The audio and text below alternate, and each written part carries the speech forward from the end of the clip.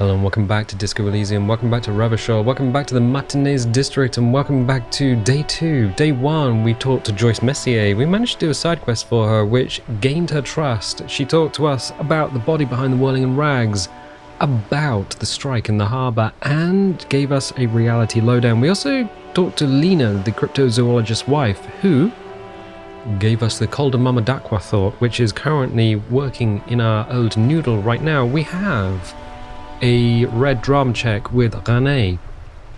So René and Gaston we were talking to last time. Apparently René had a cafe during the war, and Gaston was also there, and René's wife was kind of there, but there was also the French resistance, and they called the whole thing au revoir, au revoir.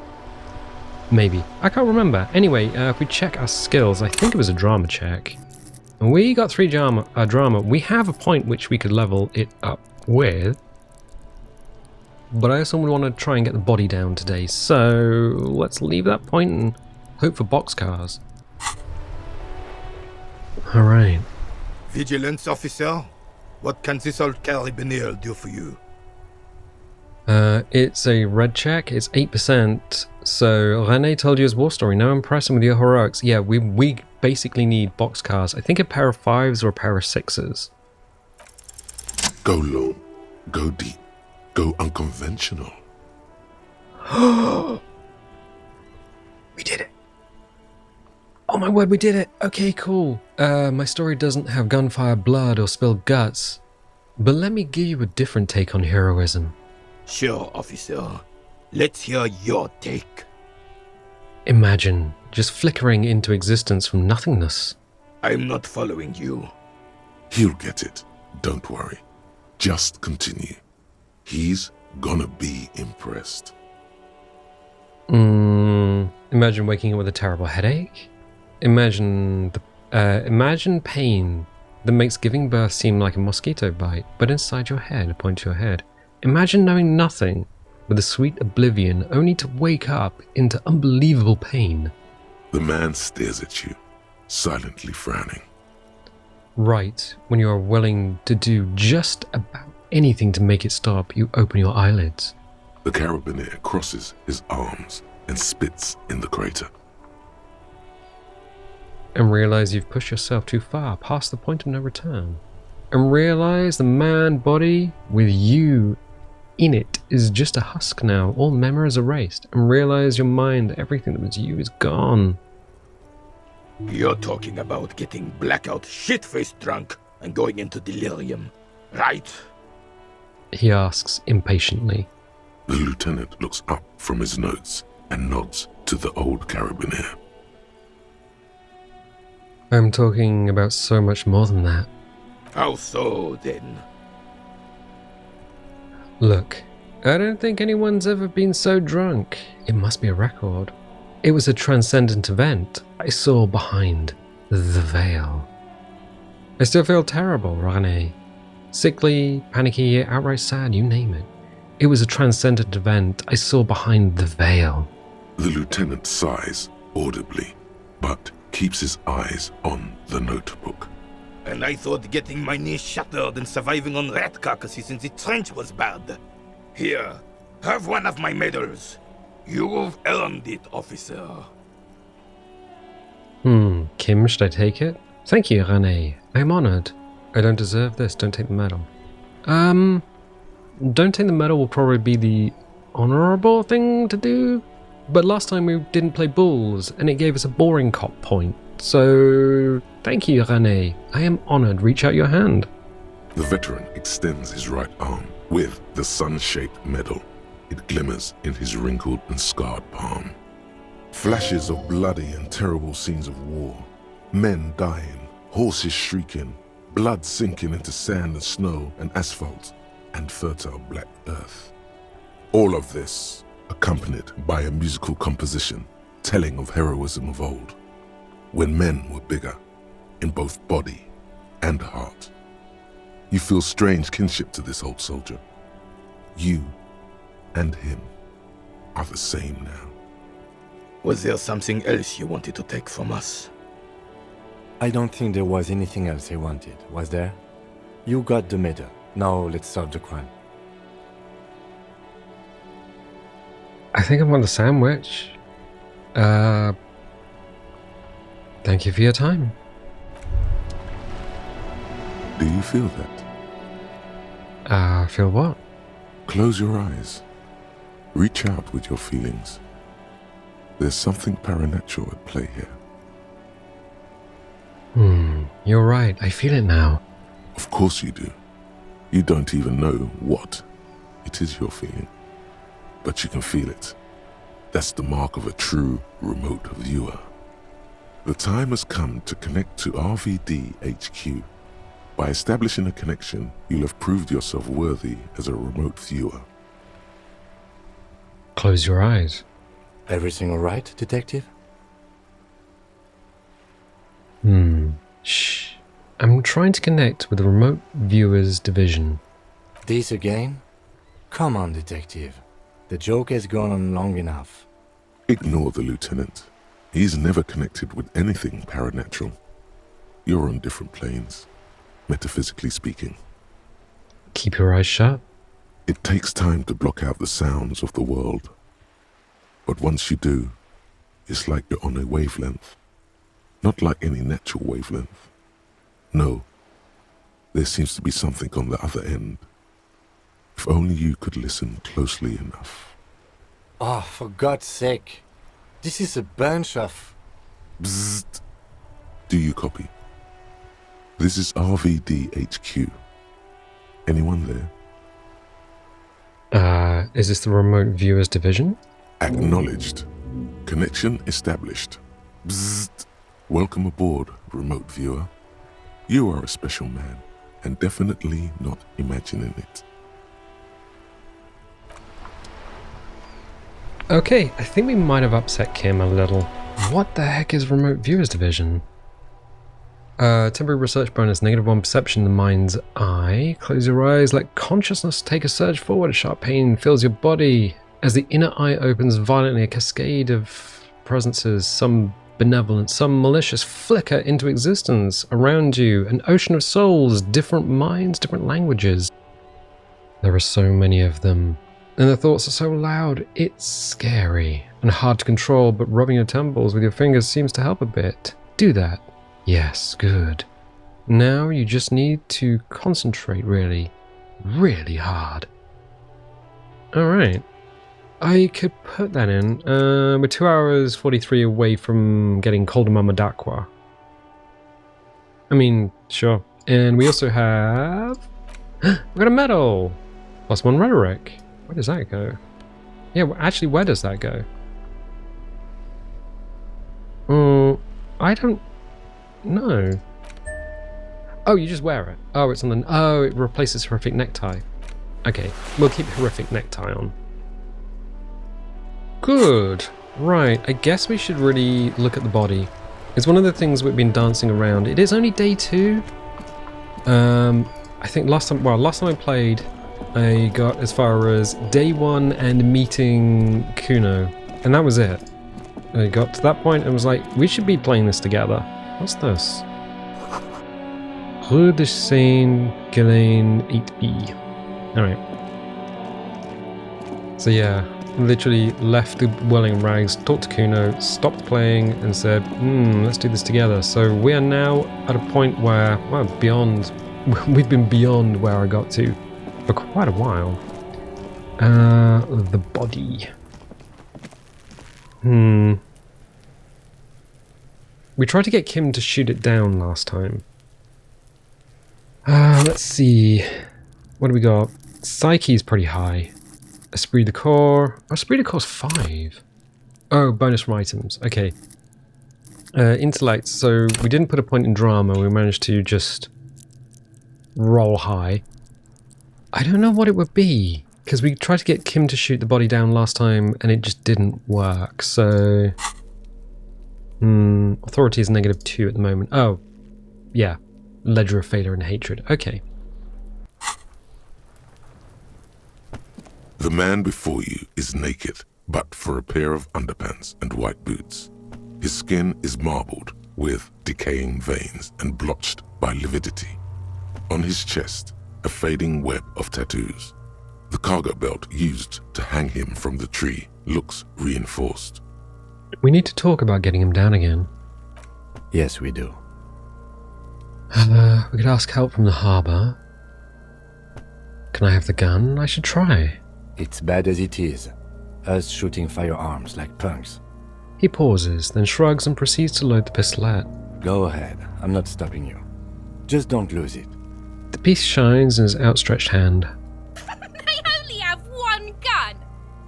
This is the sorriest pair of pigs Kuno's ever seen. Take the gun.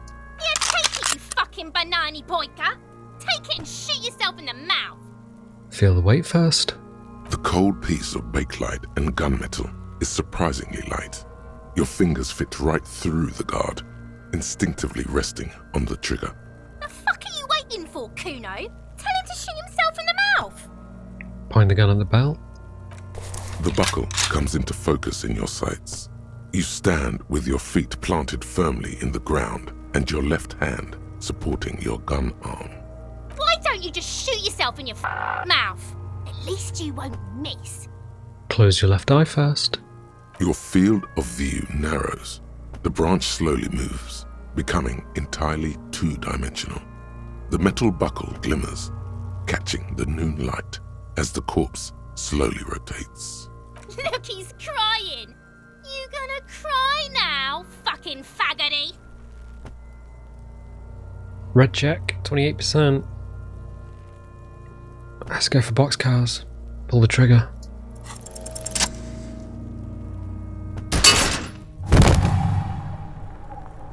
The buckle explodes into tiny pieces, coming loose with a whir. I didn't think that would work. With your hand numb from the recoil, you look at the body slump down.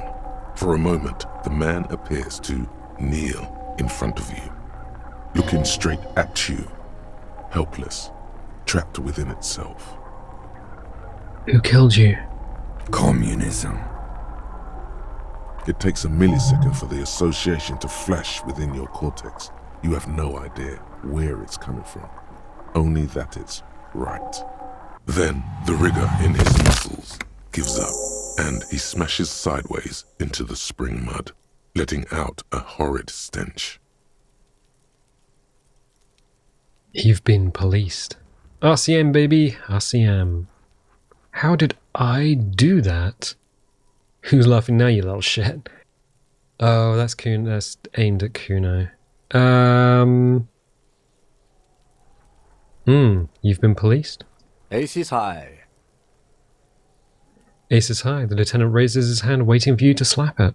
The ace is high, a custom invented by the aerostatic brigades during the revolution, is used to celebrate success in Revachol, especially in sports. The gesture is spread across the world, despite the defeat of the revolutionaries themselves. Slap it.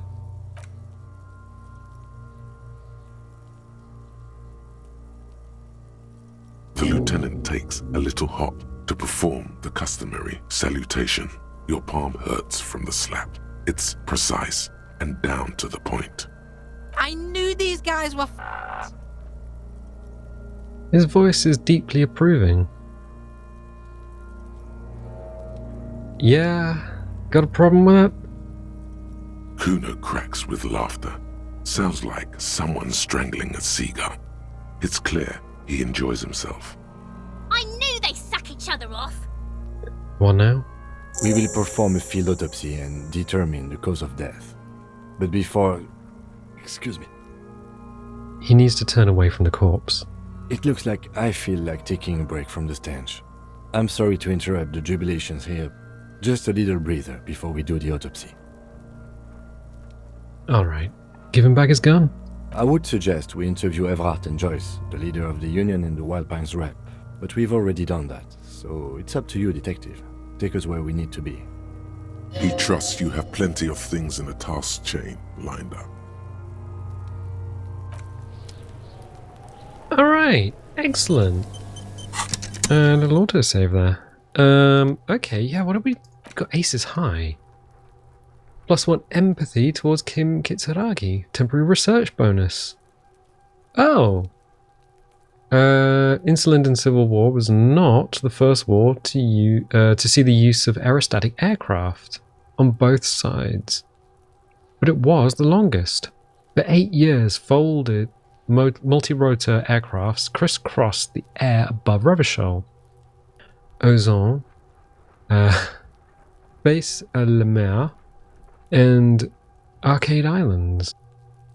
They made sweeps over sandy beaches and shot each other out of the blue sky, then sank as wrecks to the bottom of the sea. The Aces High was a custom on the revolutionary side performed by squadron mates after landing. Lieutenant Kitsuragi likes it. Why is that? Aerostatic aircraft are balloons. So you have lift, but it's not created by air over an aerofoil. It is created by a bag of gas, which is a lower pressure than the air outside of it. So hydrogen or helium. So the Hindenburg or the Zeppelin would be, Graf Zeppelin would be aerostatic airships. I kind of want to internalize that one. We have a bunch of things that we've got jamais vu. I kind of want to internalize that one. Let's see if we can do anything here. Perform a field autopsy. The hangman is down. Perform a closer inspection of his body. Yep, let's do it. Run the number on the... Oh, call Alice back in a day for info on the armor. I think we can do that today. Right. Yeah, let's give it a shot. The rotting man lies on his side with his eyes looking straight through you. The belt is still around his neck. His body is supine and open to intrusion by autopsy. The lieutenant adjusts his glasses and takes a deep breath.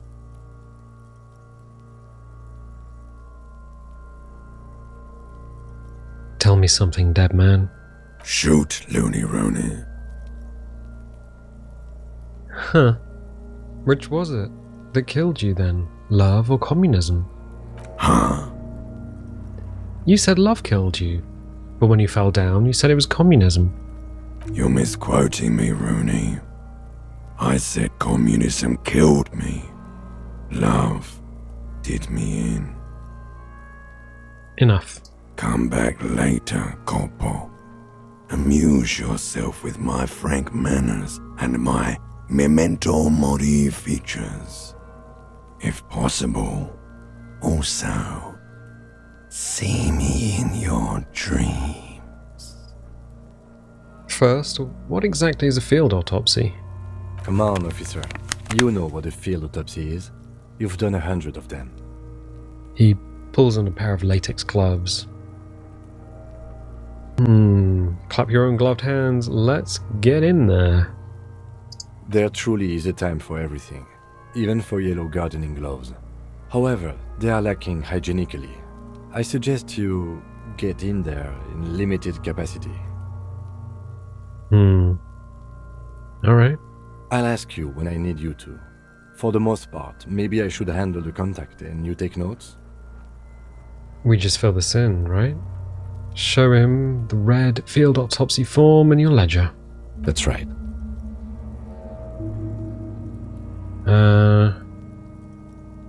Try to remove the dead man's boots. I don't think Kim would like... Isn't there something about us needing to do that when Kim's not around?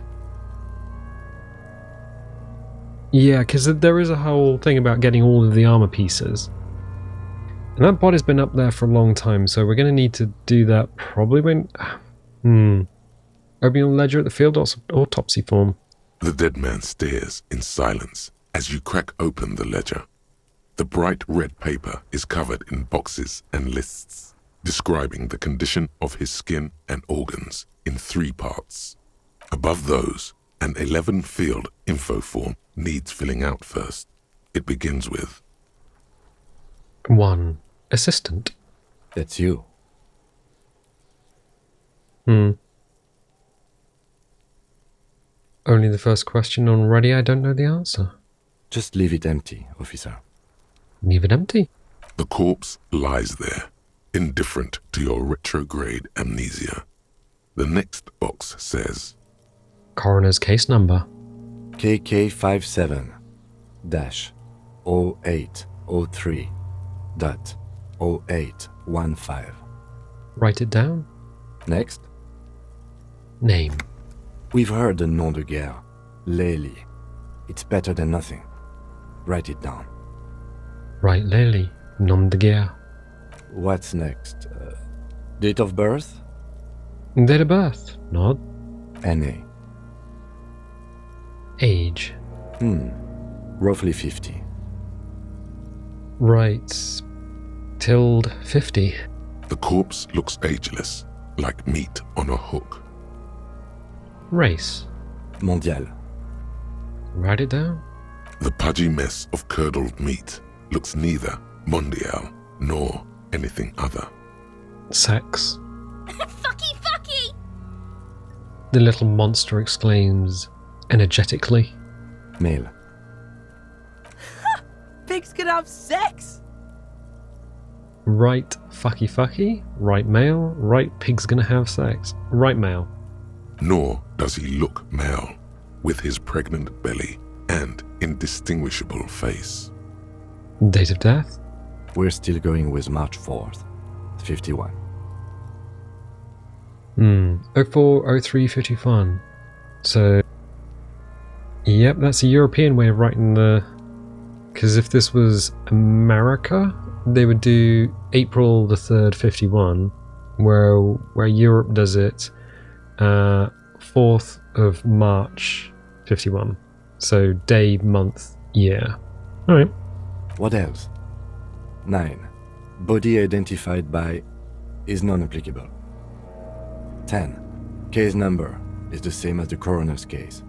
KK 57 0503 0815 listens motionless, with the cargo belt still around his neck. Only one box remains. Evidence of treatment? None. At least not after the initial examination. A strange word. Treatment. What exactly is treatment anyway? Interfering with the body's position or wounds post-mortem. I'm not so sure. A silent nod. The lieutenant places his gloved hand on the corpse's chest, as if in preparation. Your central nervous system recognizes this gesture. It's the stations of the breath. Ecclesiastic, religious in nature, a holdout from pre-DeLorean burial rites. It takes him 2 seconds to perform. Then, somewhere in Jamrock North, a small wood shed behind Rosencrantz Row, Lieutenant Nick Feuerbach puts his hand to the chest of a small corpse, no larger than a monkey. It's raining outside, light drizzle. There is darkness in the shed. Elsewhere yet, an obese female sits in a wicker chair, her silhouette bull-like against the window. Outside, Grand Coudon. The day is turning dim for Sergeant Mac Dawson.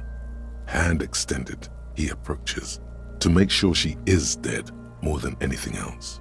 And so, all across Jamrock, Coal City, GRIH, 42 deceased persons found today, 42 stations of breath.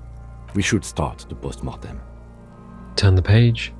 The corpse cannot feel Kim's hand on his chest. It no longer meaningfully interacts with its surroundings. A thicket of boxes and lists on red copier paper tries to answer why. External examination summary. Clothes. The deceased wears armored boots and white briefs. The make of the briefs is Babrodine, I think. Let's see. He turns the body onto its side and checks the underwear label. See, it's happening. Babrodine, yes. Inexpensive. Size M. Color white. The disappointment is palpable.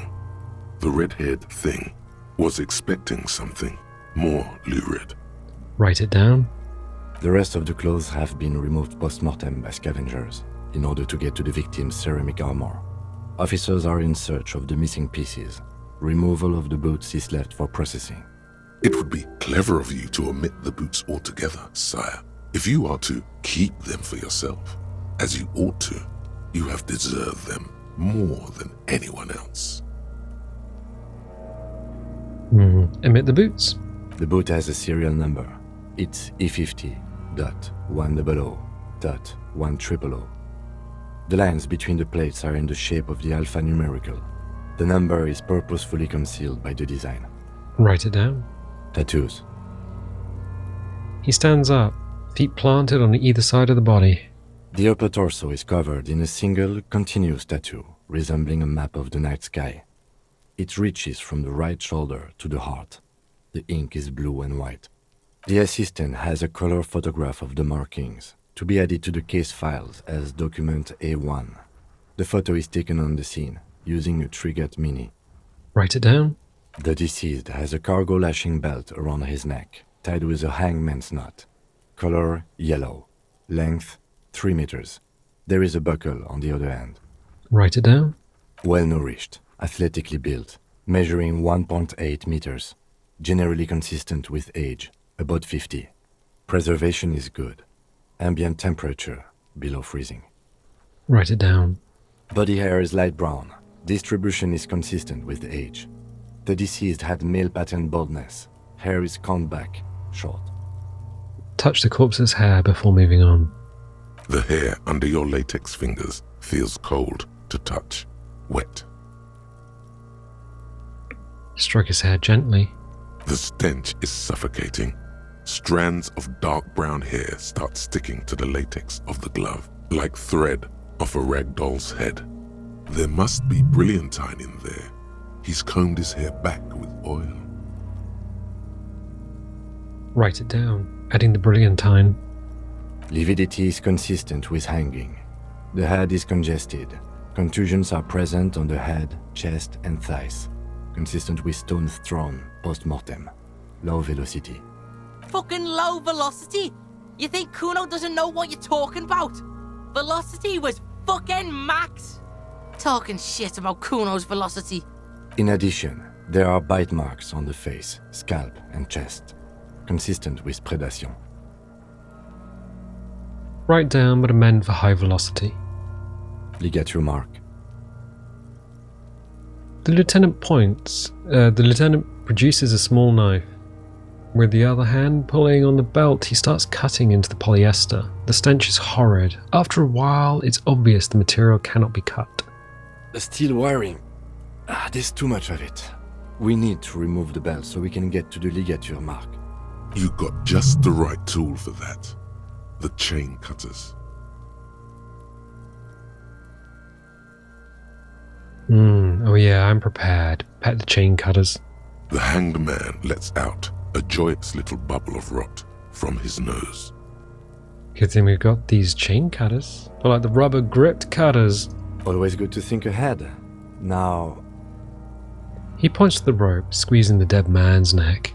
we need to cut the belt to see the ligature mark below. Carefully, with as much precision as you can.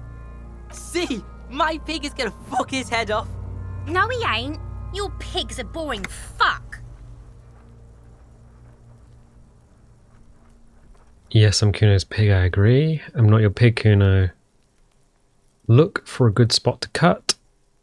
Physical instrument, that's one of our worst stats. Look for a good spot to cut. The belt is equally tight around the whole circumference of his neck, swelling over the edges like white bread rising from the east. The knot is the weak spot. The chain cutters fit in there. Steady now, like a flower arranger.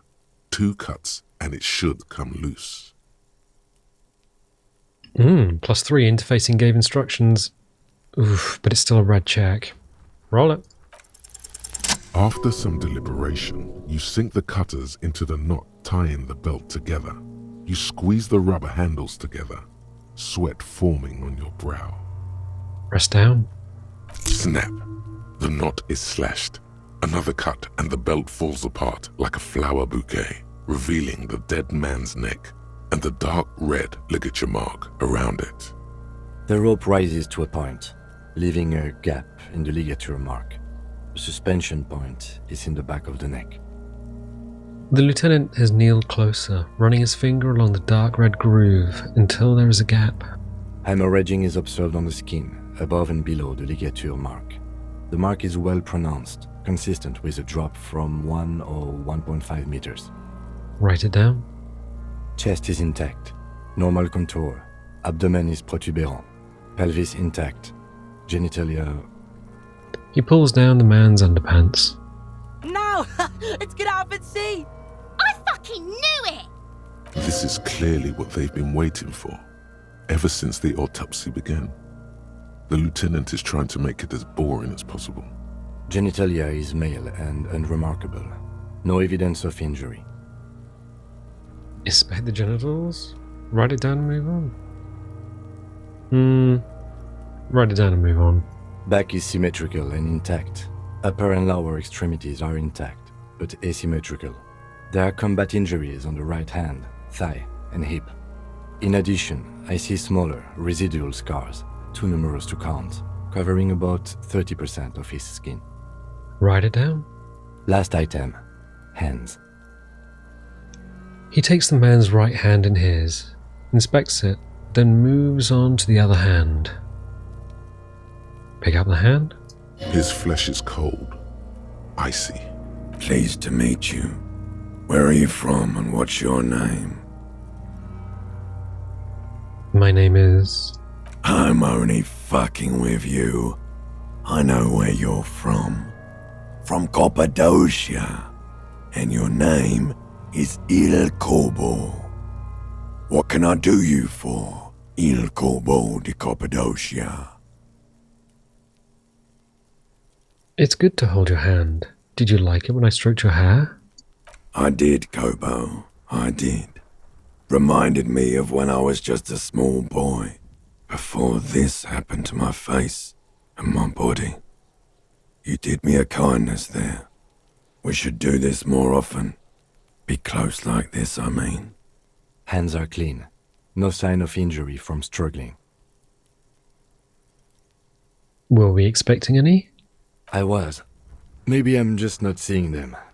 Honestly, this stench is making it hard for me to think at the moment. Write it down. Ooh. That's all for the external. Well done. What next? Internal examination. Summary. Central nervous system. I have nothing. Do you have anything on this man's central nervous system? Of course, there is a moral to be drawn from it. A moral to this story. If I made the moral of the story? What would that be? He looks at you inquisitively. The dead man looks, too, with barely contained excitement to hear the moral of his story. The brain is very vulnerable to compromises in its blood supply. I think that may well be the moral of every story, officer. The lieutenant grins. I'll write NA. Good. Musculoskeletal.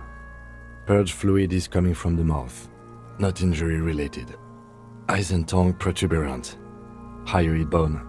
Let's see. With his eyes almost closed, the lieutenant puts his hand on the dead man's throat and begins to massage it, gently.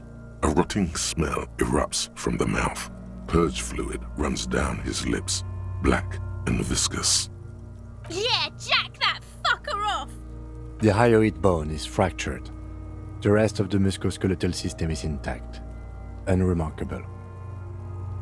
The hyoid bone's in the throat, and it's one of those things that is usually fractured if somebody is hanged by somebody else, usually during an execution or a struggle. Interestingly, in cats, the hyoid bone ossifies, so an ossified hyoid bone is what causes a cat to purr. Write it down. Respiratory system. Back hunched as if in prayer, he begins to pry open the dead man's jaws. He stops to exert more force. Both hands are used. Oral cavity shows no lesions. The victim has received a dental implant, possibly after a combat wound. Mouth swollen. Hemorrhaging present in mucosa of the lips and mouth. From here, it looks as though the clown-faced man is screaming. The tendons of his jaw are torn apart, hyoid, ripped from the force of the lieutenant's hands. Look inside the dead man's mouth. No scream, no sigh of relief rises from the darkness inside. It's humid there. Sickly sweet air, unlike anything living. You feel like you're about to throw up again, straight in that mouth of his. Look deeper inside. It's hard. Once more, you taste stomach acid in the back of your throat. A contraction. Your throat pumps a little something from your stomach and into your mouth. You're forced to swallow, just to keep looking. Can we... There we go, heal up a bit. Inside, you see darkness. Just a mess of meat and darkness. There are ancient mysteries down there, Kobo. Ask me later. Hemorrhaging present in mucus. The lieutenant repeats impatiently. He lets go of the jaws. The mouth snaps shut before you. Write it down. Hepatobiliary. NA. Why? Don't we have anything? Are you a hepatobiliary expert?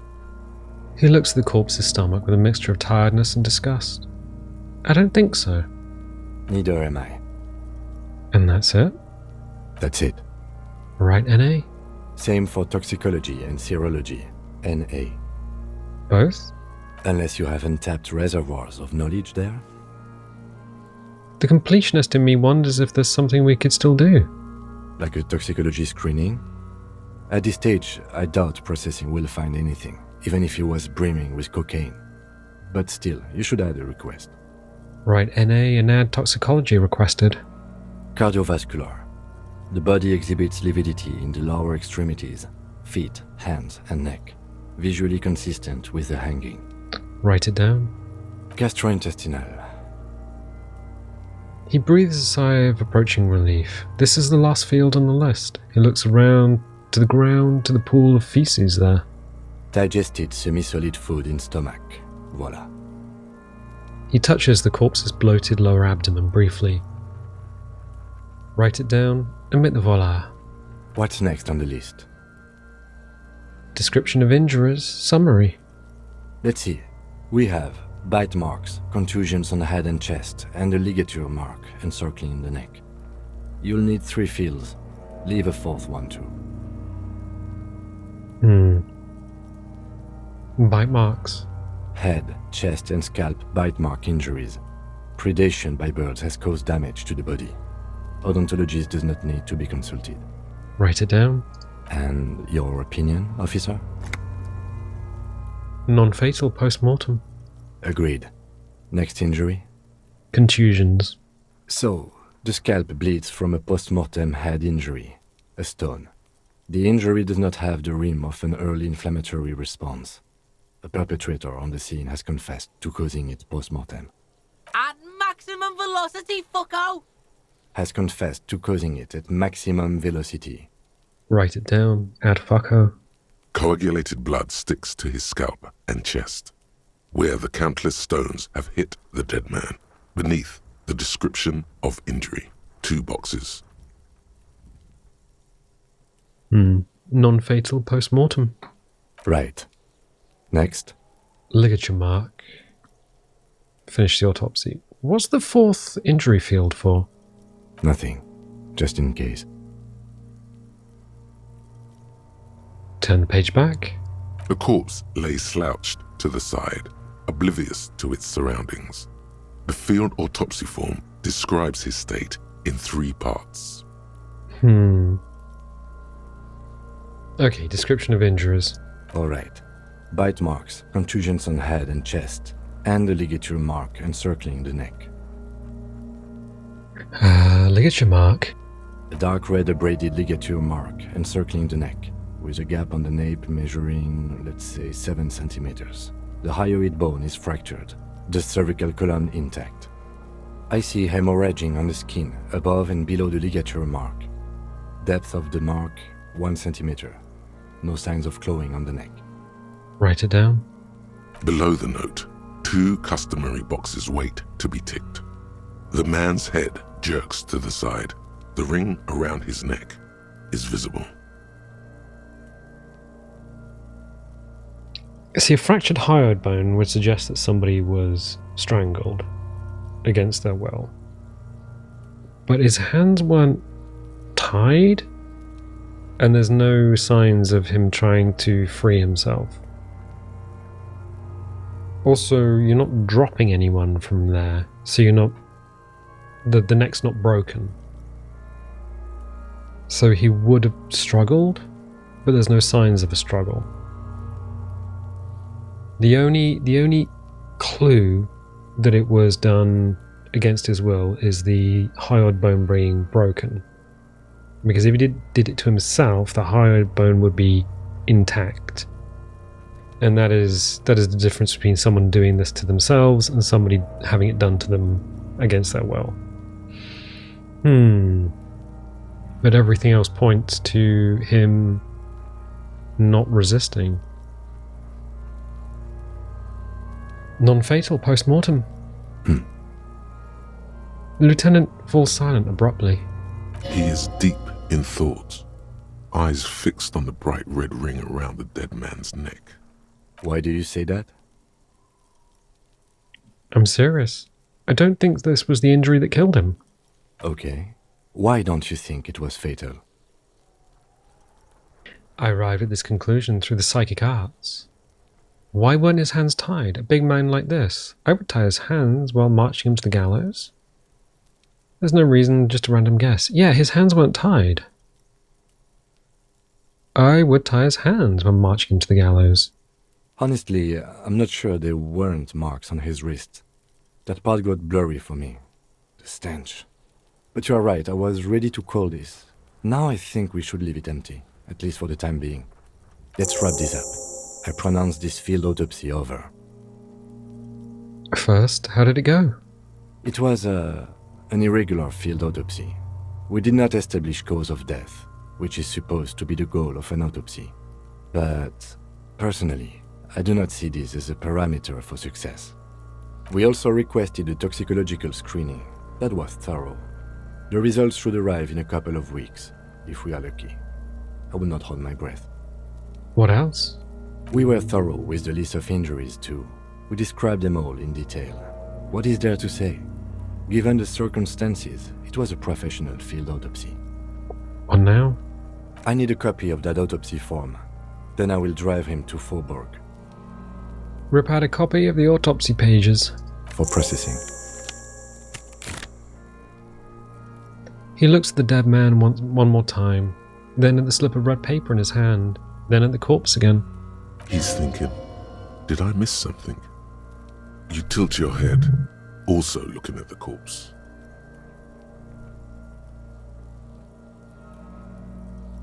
Ooh, perception. Didn't establish probable cause.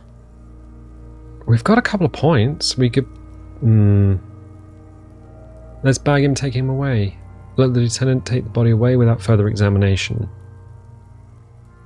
Try to remove the dead man's boots. So that's perception. Let's leave.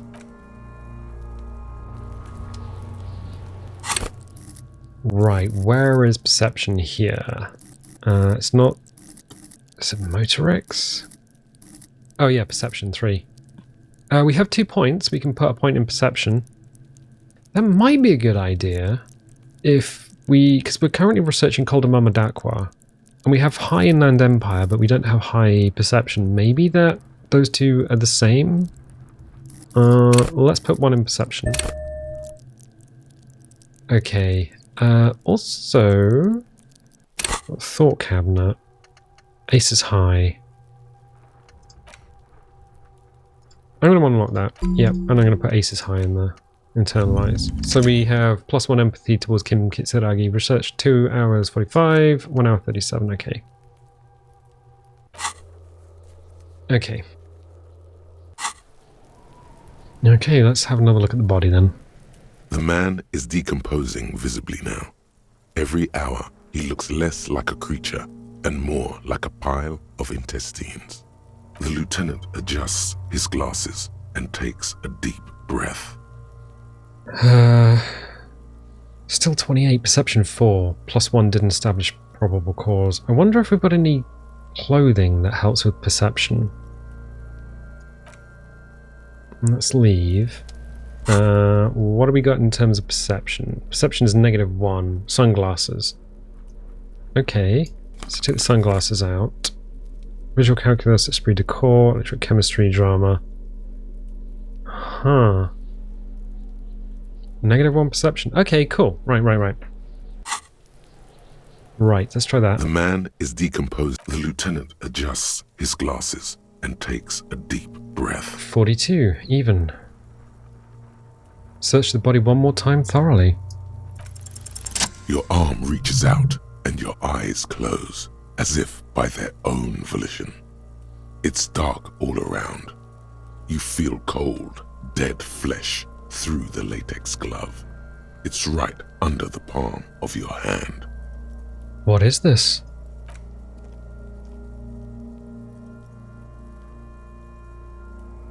His face, his cheeks, his nose, his fat, swollen lips. Like a rubber spider, your gloved hand crawls on his features. Everything is silent, all around. Huh. Crawl up his nostrils, put your fingers in fingers in mouth.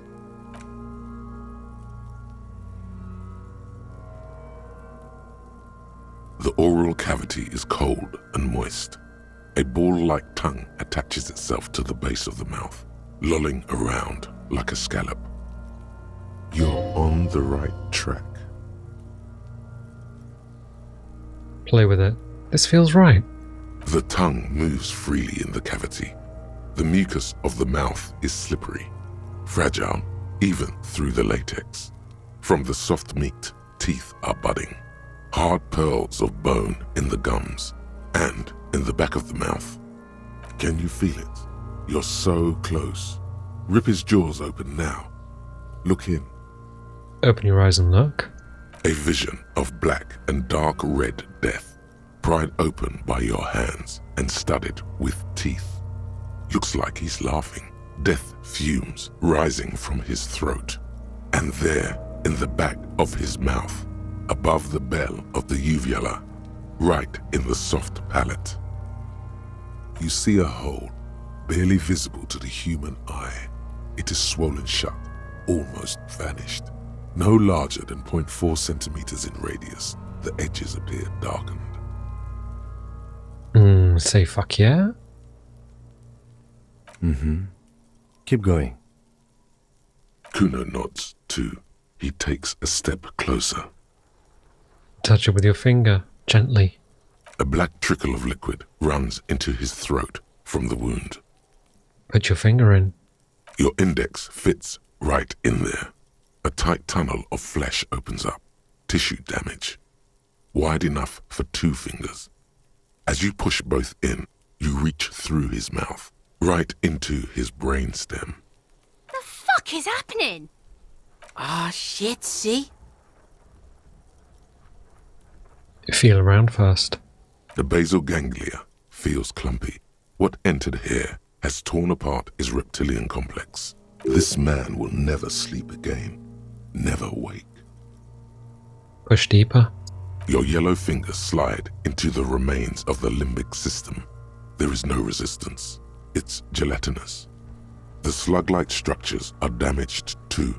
The tearing extends deep into both hemispheres. The undulations of the limbic system have ended. All is quiet. There's a cavity, cut right between the hemispheres. The lieutenant answers with the sound of his pen on paper. Fucking cavity, see? Kuno's voice is hushed. Quivering with awe. Push deeper.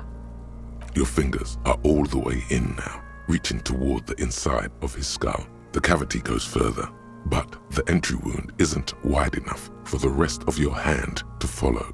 Wriggle in. Your fingers reach toward his skull. His cerebral cortex feels like jelly. Cold jelly. Strange fluid streams down your wrist as you push deeper until you feel it on the tip of your finger. Ice-cold serrated metal. Its edges cut right through the latex and into your finger. I feel a solid object right under the skull. Can you get to it? Inspect the skull first. There's a tiny crack, a protrusion in the cranium, right in the back of his head. Your finger must be pointing straight at it from the inside. The object that is in there stops just short of the skull, in the encephalus, knocking this tiny fracture into the cranium. We have the makings of a very small exit wound here. The lieutenant leans closer. Forget about the fucking exit wound, Beano. The pig is wearing him like a fuck puppet. Fish it out.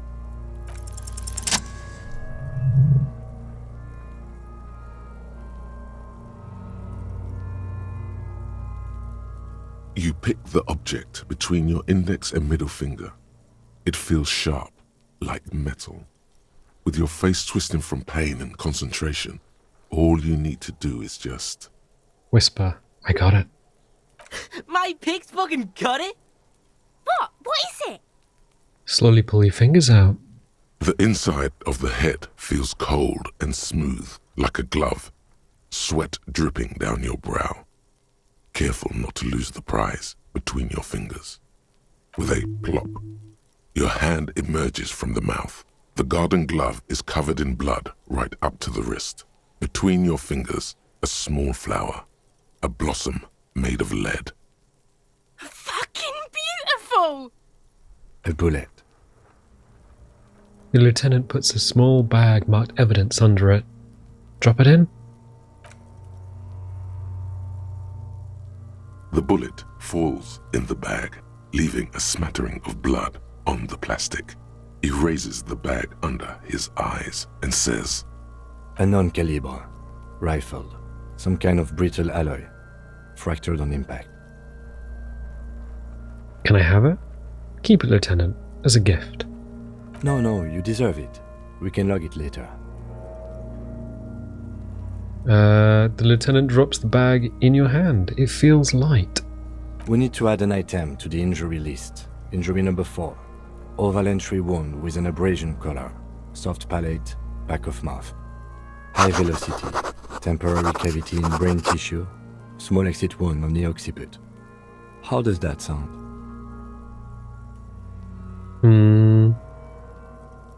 Sounds about right. Opinion, fatal injury. Goddamn right. And one last thing. We can now fill in injury number 3. Ligament mark. Opinion non-fatal. Post-mortem. Treatment. he's proposing the bullet was the real cause of death, and the hanging an attempt to conceal this fact.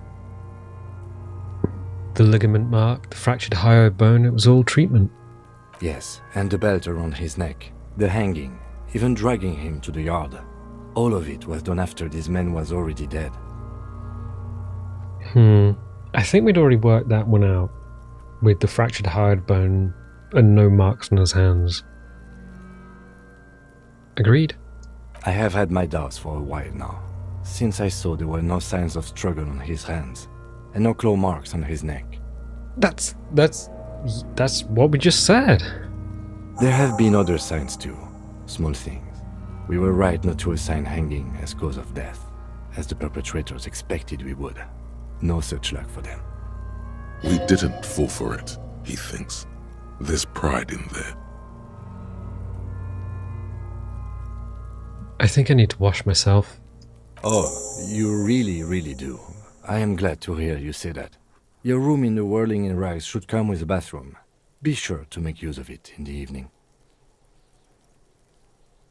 Oh. Who would do this? That's for us to find out. But this, it will make finding them just a little easier. Why would anyone do this? To hide something. The real killer? The real motivation? What really happened here? Maybe the bullet holds more answers. Yes, we should take a closer look at it. I am certain it has more to tell us. This little thing could reveal much about the weapon that shot it. What happens next? We bag the corpse and carry him to the holding pen of my kinema. I can transport him to processing myself, but I will be gone for the rest of the day. You'll be gone? What should I do in the meanwhile? Work on the case. Tend to personal matters. Try not to do anything too dangerous. An officer needs backup in a neighborhood like this. I'll leave that choice to you. And one more thing. Great work, detective. After you bag the corpse, Lieutenant Kitsuragi will leave the party until tomorrow morning. You can do side tasks and even the main case, but it might be more difficult. Plan his exit accordingly.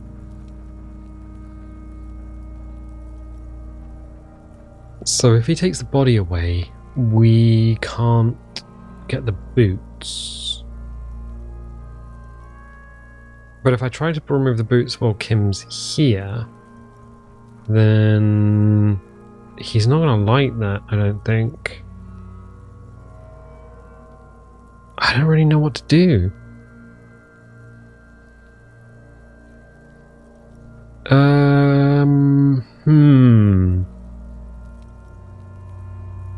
Okay. Let's just leave for a second. So what do we got here? Tools. Nope. Clothes. Nope. Items. Somewhere. Evidence. Fractured bullet. Use the interact button in your inventory to inspect it. The bullet is safely sealed away in a plastic bag bearing the RCM stamp. Kim has filled out the label on the bag with the item number, case number, and date and location the bullet was found. Beside his orderly handwriting, the bullet looks especially sad, like a tiny, shriveled head of cauliflower.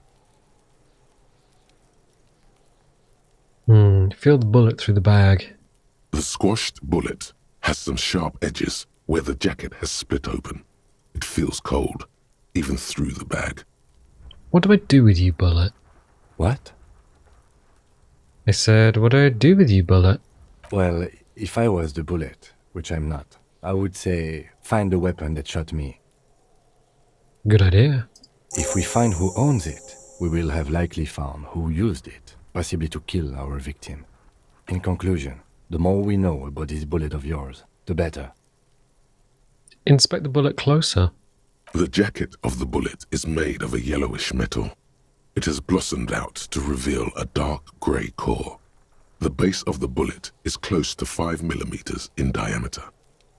Look at the jacket. You can just about make out a few striations near the base of the bullet. Little hairlines, linear. It feels standard. And the core? It's quite destroyed. Some of the fragments are still lodged in the wound. What can you say about the bullet so far? Wow, I actually know this. It's a jacketed bullet, close to 5 millimeters in diameter. A jacketed bullet. Okay. It would have been shot from a military-grade breech-loading rifle, not from a muzzleloader, like those typically found on the streets of Martinez. Even the RCM uses ordinary unjacketed conical bullets. This is strange. Very strange. I like this, officer. Strange means unique. Unique means incriminating. We need to find the gun that shot it. Something tells you that won't be any time soon. This'll have to be one of those epic tasks that's open for a while. Hand-eye coordination.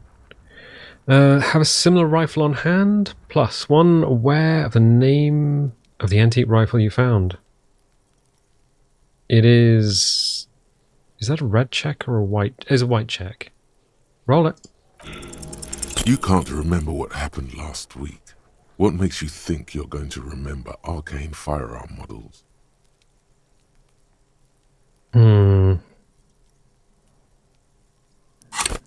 Hand-eye coordination.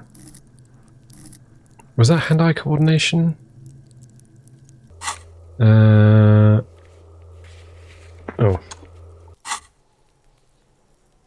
Yeah, hand-eye coordination. As I hit every key on the keyboard. We can level it up. Let's try it again.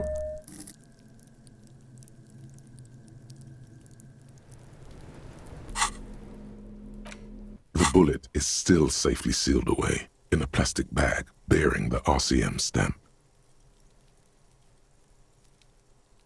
The squashed bullet. What? Well, if we find who, in conclusion, the more we know about this bullet of yours, the better. Alright, let's try it again. A rifle, Revolutionary period.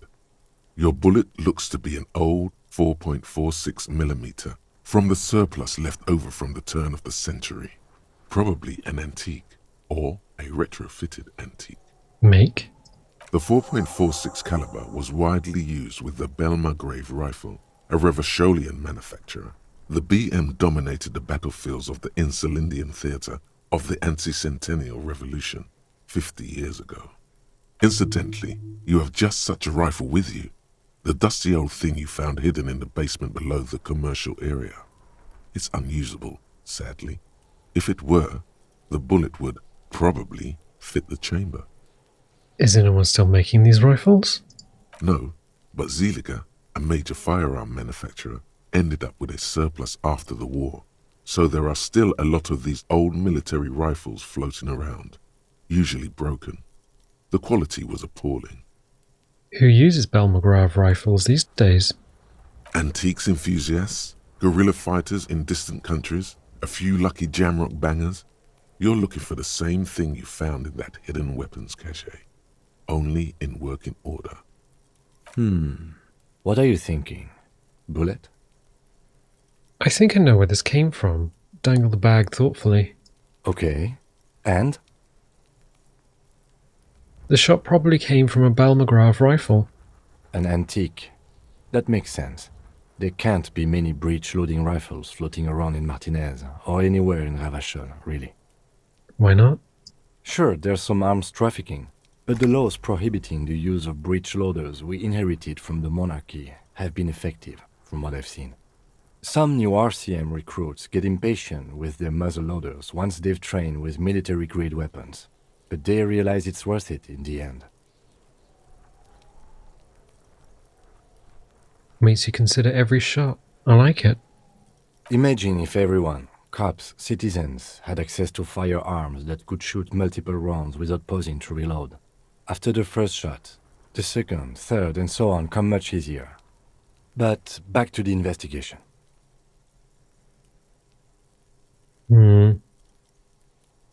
So, seems we're looking for an antiques enthusiast. Could the victim have been mixed up with some foreign guerrilla fighters? Have well-armed jamrock bangers started crossing over into Martinez? Yes, something mysterious is afoot with this antique bullet type. Mysterious? Okay.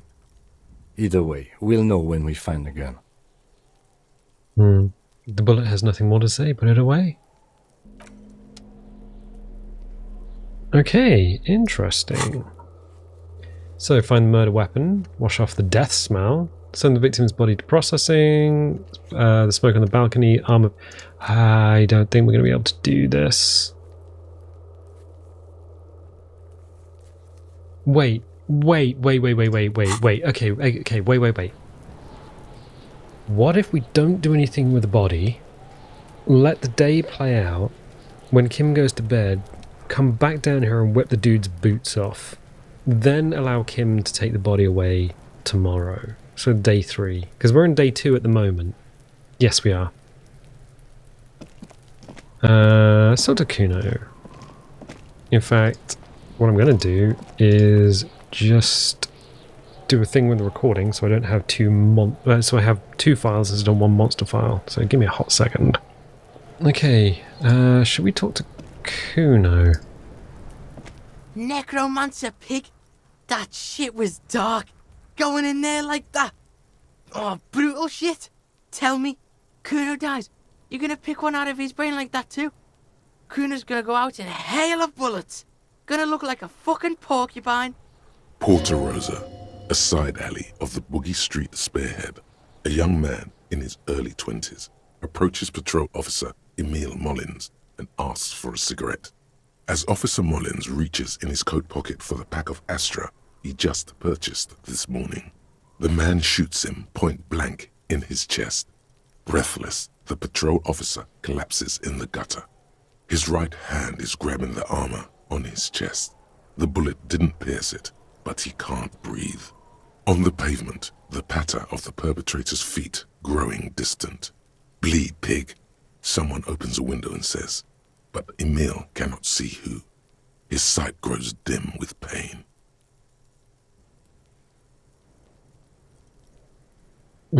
I'll be there for you, Kuno. You know what's a good line of work for getting shot? Don't be silly, you're a kid. Answer me some questions instead. You know what a good line of work for getting shot? Pigs. He nods. There's a silence. It carries. Figure out what's going on with this kid? I talked to Manana about the armor. So? He told me you promised to sick the pigs on him. Yeah, so? Kuno did sick the pigs on him. Kuno's a man of his word. Kuno sent your fat ass running around like jello. Look, pig. Kuno sent you to rough some people up. Kuno played you. That happened. Now you and Kuno should move on. Whatever, kid. What is this? Trying to be cool with your new asshole? Kuno was just being nice to you. You got fucked bad. Now limp the fuck out of here. After this shit, you better have something real interesting to say if you want to stay in Kuno's face. Yeah, real interesting.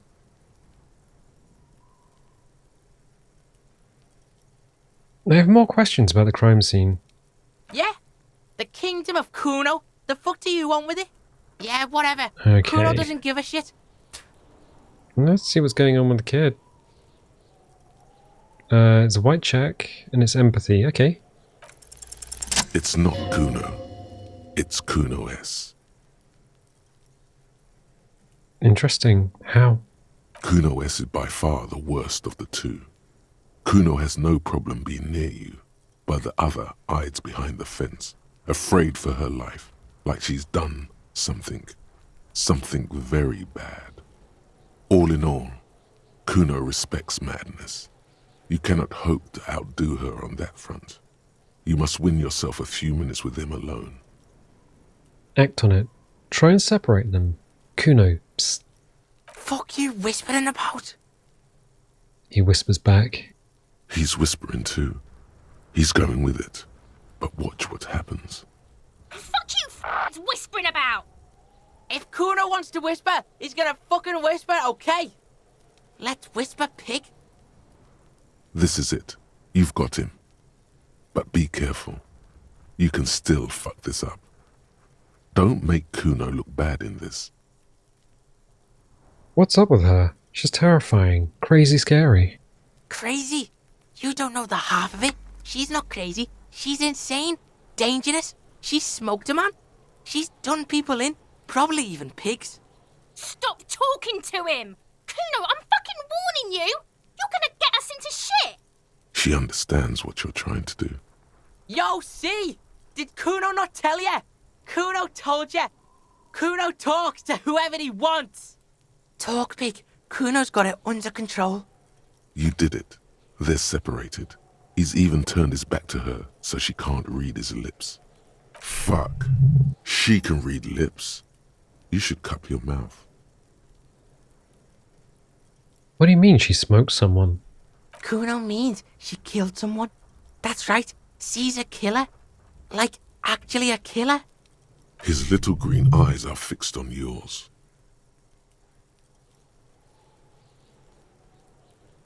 What if she has Kuno? That would explain things. Fucking yeah. Kuno knows you don't want to face this right now. This dark shit. Kuno faces this shit every day. Makes Kuno's skin crawl. She's probably killed a pig too. I mean, I'm pretty sure she has. Okay, how many cops has she killed then? Forget Kuno said that. Kuno was just shitting. Kuno was just running his mouth. Kuno's stupid like that. He feels eyes on the back of his head and stops. The creature peers at you both from over the fence. There is something searching in her eyes. I don't think she's got anything to do with the dead man.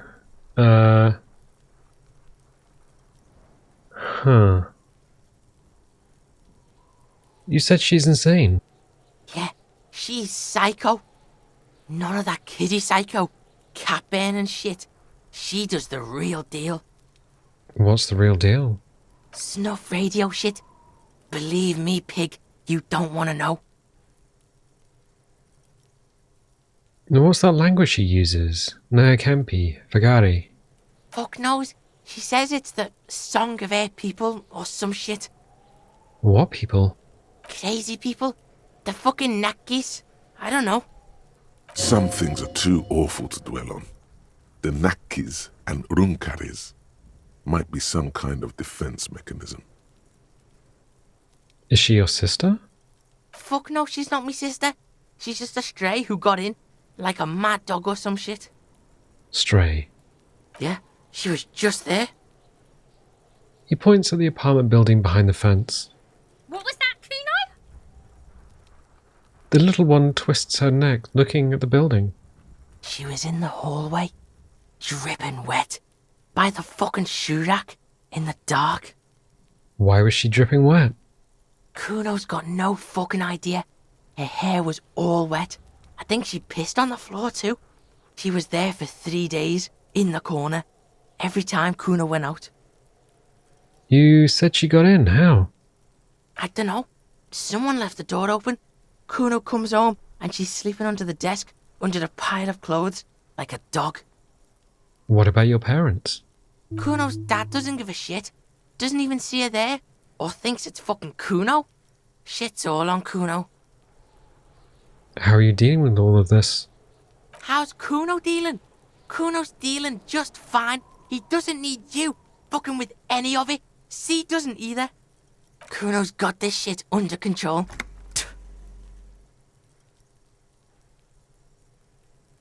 She needs professional help. You can't do this alone.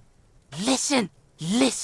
C is Kuno's go-to. Kuno's protecting her. You fuck with C. You fuck with Kuno. You threaten her. You threaten to take her away.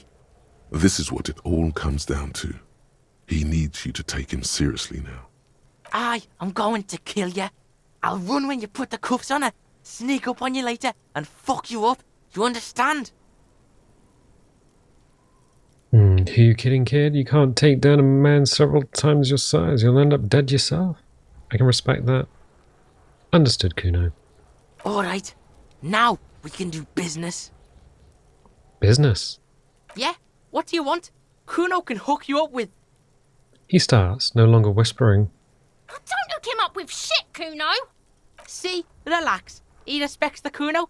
Kuno made him respect the Kuno. You respect the Kuno, you get all kinds of shit. Kuno's gonna get you hooked on illegal narcotics if you run a little errand for the Kuno. Get you hooked, pig. Get his hook in you. Then Kuno gonna get you hooking for more. Cash in big style. Pig hooker.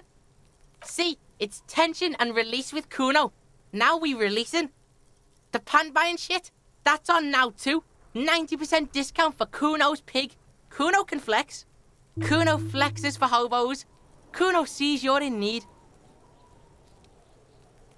Oh, we can actually buy the phone modular track pants. 90% off. How much were they before?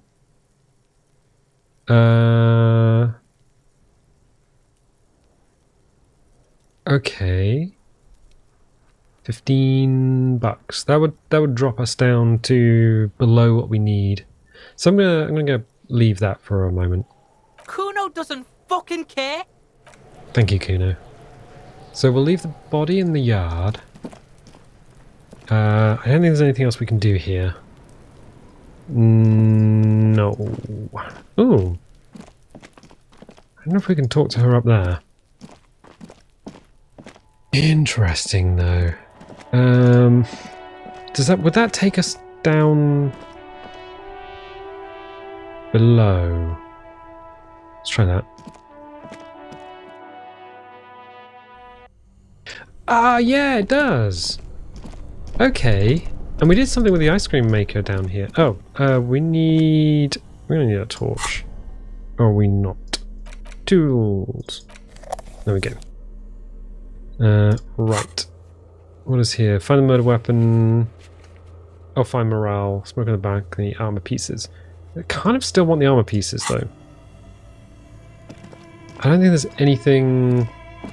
There's something about an ice cream maker, and I didn't work out what that was. Right, and there's some dice here as well. Okay, fine. I don't think there's anything we can do down here.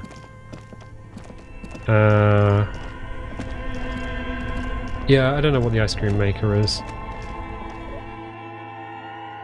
Interesting that we can get straight into the basement that way, though. So, do we need to... What do we need to do?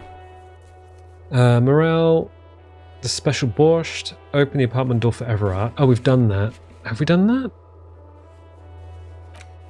Let Everard know you unlock the door. Oh, okay. Get the hangman's boots, get the boots of the victim, find all the armor pieces. That might be difficult. Smoke on the balcony, body to processing, wash off the death smell, find the murder weapon.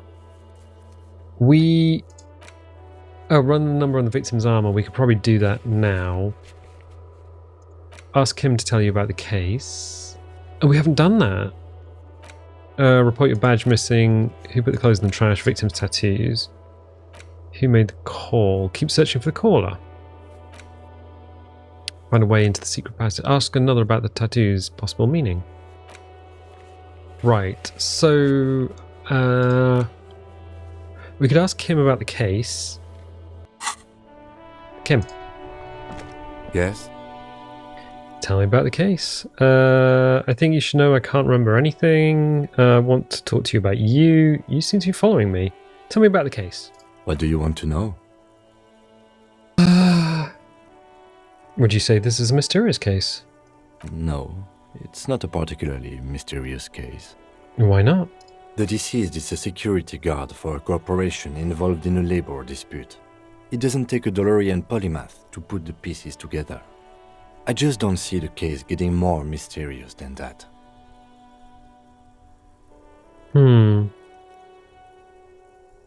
Okay, so the case probably isn't mysterious, but could it be sexy? There was some interest in this case at my station, but not for the reasons you have in mind. You seem to wish there was Maybe there's a young woman involved? Are you sure there's not some sex angle we could be considering? Maybe there's a young woman involved.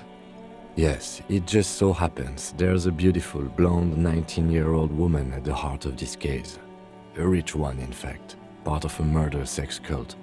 The wary tone is the surest indicator that the lieutenant is being sarcastic.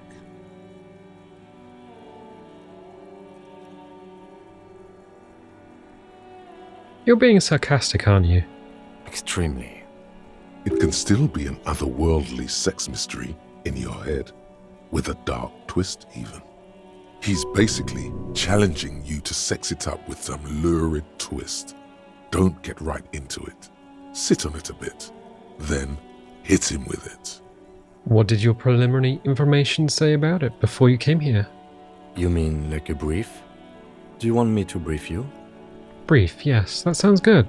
3 days ago, the RCM Emergencies Desk received a report about a security guard who was found hanged in Martinez.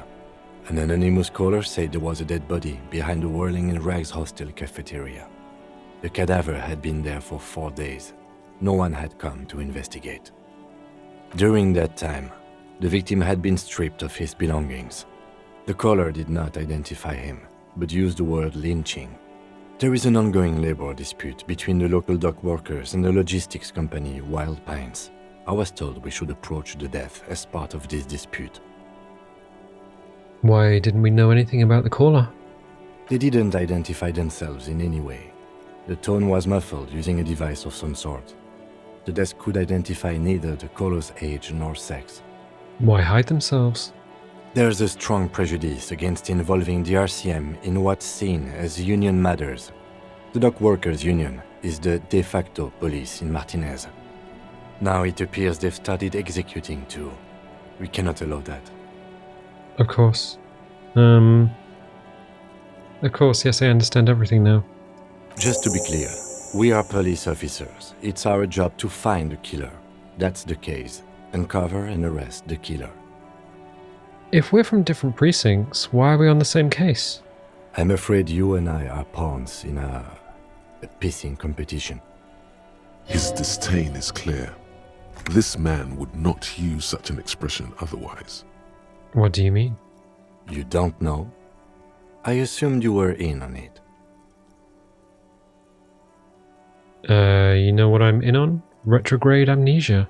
Better still than an imbecilic cop-off. Cop-off? It's just stupidity. What kind of stupidity? The cop kind. Our precincts can't decide if Martinez is part of Jamrock or the Industrial Harbor. Yours or mine, as if we somehow own parts of the city. Typical street gang mentality. So we've let the Union make a mockery of law enforcement here. And now it's come to its natural conclusion. Ah, so this is a struggle over who runs Martinez. Well, sort of. It's less a matter of who gets to police Martinez than who has to. It's an orphan district, in other words. I think the dispatch desk just told both our stations about the hanging. There was quite the brouhaha at the 57th, I can tell you that. Time to settle it, they said. Cop off.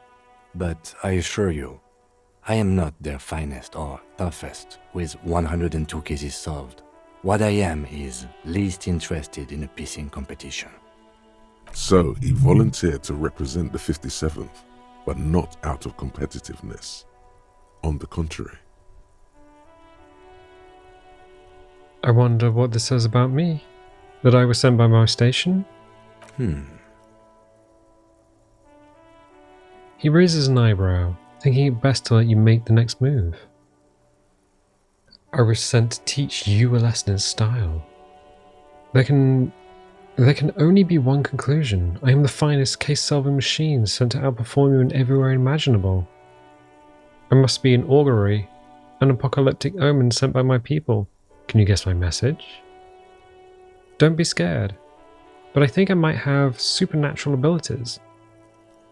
I probably have an unbelievable kill count.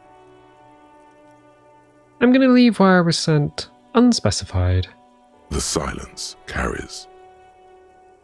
So you volunteered to spoil it? What's special about Martinez? Martinez? Nothing. It's just a puddle at the end of some drain pipe. No one cares about this place. They care about sports. Most of our colleagues don't even know how to get here. North of the interchange doesn't exist. So you volunteered to spoil it?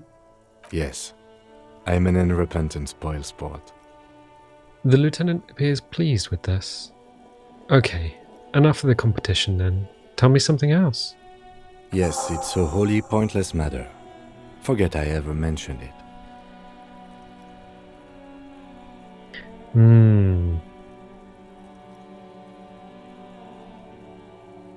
This is a white check. Logic formidable. Where did the 41st send me? Oh. Geez, Logic's 2. Inland Empire. White check. You may retry it.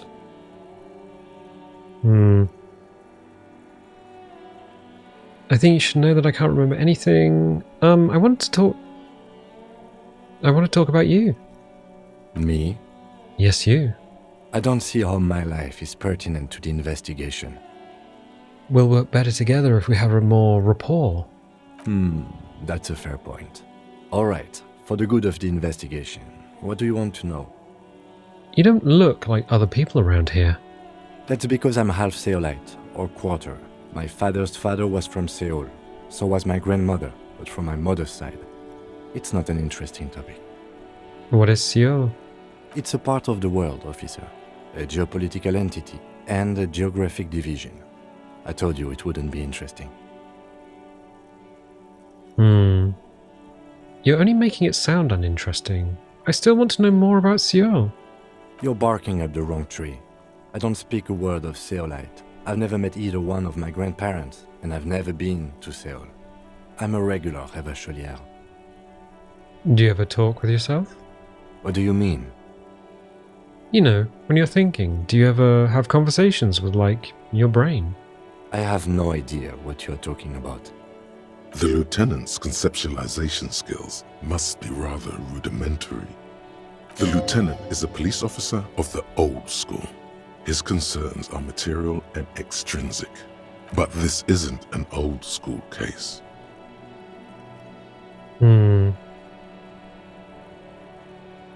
So you're saying your brain never just chimes in with advice or warnings or anything?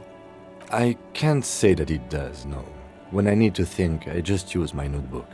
The lieutenant produces his small blue notebook and idly thumbs through a few pages. That's where his conversations with himself take place. We all have our different mediums. His is written. You're wearing glasses. That's correct. You feel a slight urge to put the lieutenant down for this, but you can't quite muster enough testosterone. No, I don't. Glasses are cool, I guess. Are they? They're mostly just cumbersome. Tell me a secret about yourself. No. Ask again. Your brain sends the signal to your lips, but they refuse the order. Something is paralyzing them. You're pretty sure it has something to do with the lieutenant's eyebrow. It's like you're locked down. Huh. What's happening to me? Something the matter, detective? What's going on? It's like you're a puppet in his hands. Give up. There's nothing you can do. The lieutenant relaxes his eyebrow, and you seem to regain control of yourself. That's all for now. Good. Let's change the subject. Convince Kim there's a dark, sexy mystery twist in the case. Only banal things strike you. At the core, you're a very banal person with a very small soul. One you should be ashamed of. It's no wonder the soft one doesn't want it back. It was right to abandon you. Why did the 41st send me? Because you're the best qualified. No, that doesn't seem right.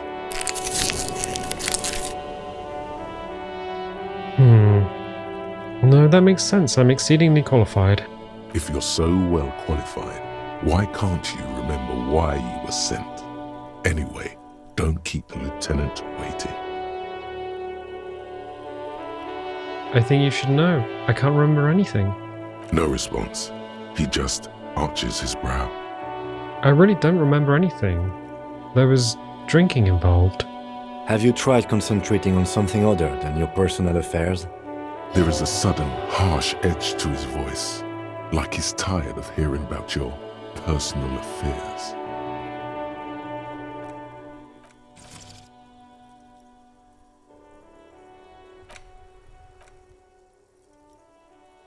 Let's just crank the music down a second. For some reason it's climbing, but it only climbs and doesn't duck when we're talking to Kim for some reason. What's wrong with personal affairs? I'm afraid this is a medical situation. So what should I concentrate on? Try work, the case at hand. It can work miracles. What's wrong with personal affairs? Not a fan. It's just the nature of lieutenancy. The RCM deploys a self-styled structure called the Decomptage as its chain of command. Every lieutenant is responsible for 2 sergeants and 8 officers. That means the average lieutenant has to deal with quite a few personal affairs. Even you know this. I'm afraid this is a medical situation. Really? You look fine to me. I'm talking serious. Unbelievable damage here. I saw myself in the mirror and had no idea who I was. This psychodrama is unbecoming of an officer. It's not psychological. Some of my major brain damage has occurred. Some sort of major brain damage has occurred on an unprecedented scale. Then you should consider seeking medical attention.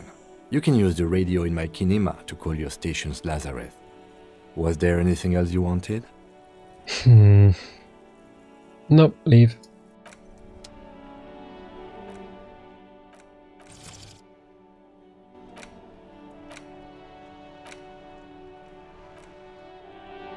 Okay, so call your station's Lazarus. Kim suggested you call the station's Lazarus in order to sort out your health issues. You can use this motor carriage to make the call, although you don't feel hopeful. I don't think it'll be well. Find the murder weapon. Locate a working firearm that shoots 4.46 ammo. Wash off the death smell. Send the victim's body to processing. Oh, run the number on the victim's armor. Call Alice back. Okay, we can do that. Do we have... What are we doing in terms of points? 75 out of 100. So we don't have any points. Kind of want to put a point in endurance. That might be a good idea. Because currently we only have 3 hit points. Ooh. Snow covers the white on blue police livery of the motor carriage. The white colours nearly meld together. Wait, why am I even thinking about this? Wasn't I supposed to... Do something important? Something murder-related? There's always something important. Doesn't mean you can't take a moment to admire this piece of machinery. Even at a standstill, the unibody Caprice Kinema looks sleek and dynamic. The cabin is tilted frontward to give it a more aggressive, hunched look. Someone has waxed it recently.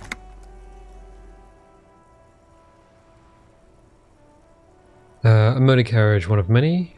I don't like your machine, Lieutenant. It looks impractical. Actually, motor carriages don't interest me.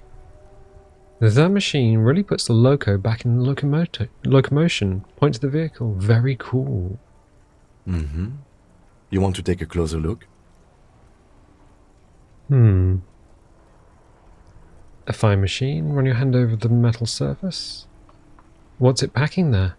130. I reckon that's a 7-litre V12 there. That's what? A 7-litre V12? 7.2. Supercharged. The lieutenant is trying to suppress a smug smile unsuccessfully. Saying these words brings him immense joy. I really want to go back through that dialogue. Let's do that again. 130. I reckon that's a 7-litre V12 there. Mama's serving some serious macaroni. You lost me there. 130 kilowatts is a lot of power, Kim. The Kinema is fast. Feels right at home on the raised motor track. Hard to find something that could overtake it. Mama's serving some serious macaroni.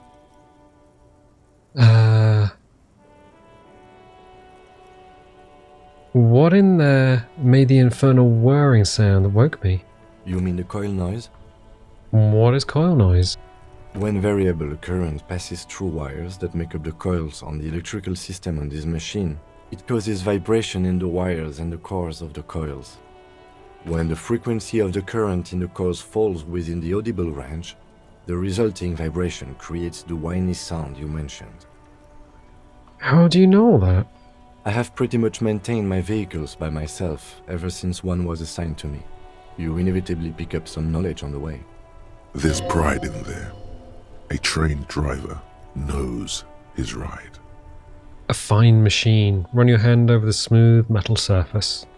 Yes, an extraordinary machine. There's gentleness in the lieutenant's voice as his eyes run over the vehicle's contours. It's nice and all, but why so modest? Put some zing into it. Flare it up. Slam it down. You need to slam it, Kim. Make it more imposing. Sorry, I'm not following you. Lingo it up. I'm not either. I don't know why I said that. Drop the ride. 200 mil. Get the camber to frosty minuses. No, that's porno tuning. It's what? Porno. That's short for pornography. The sole purpose of pornography is to stimulate one's visual sense to evoke sexual arousal. The same is true with the modifications you're proposing.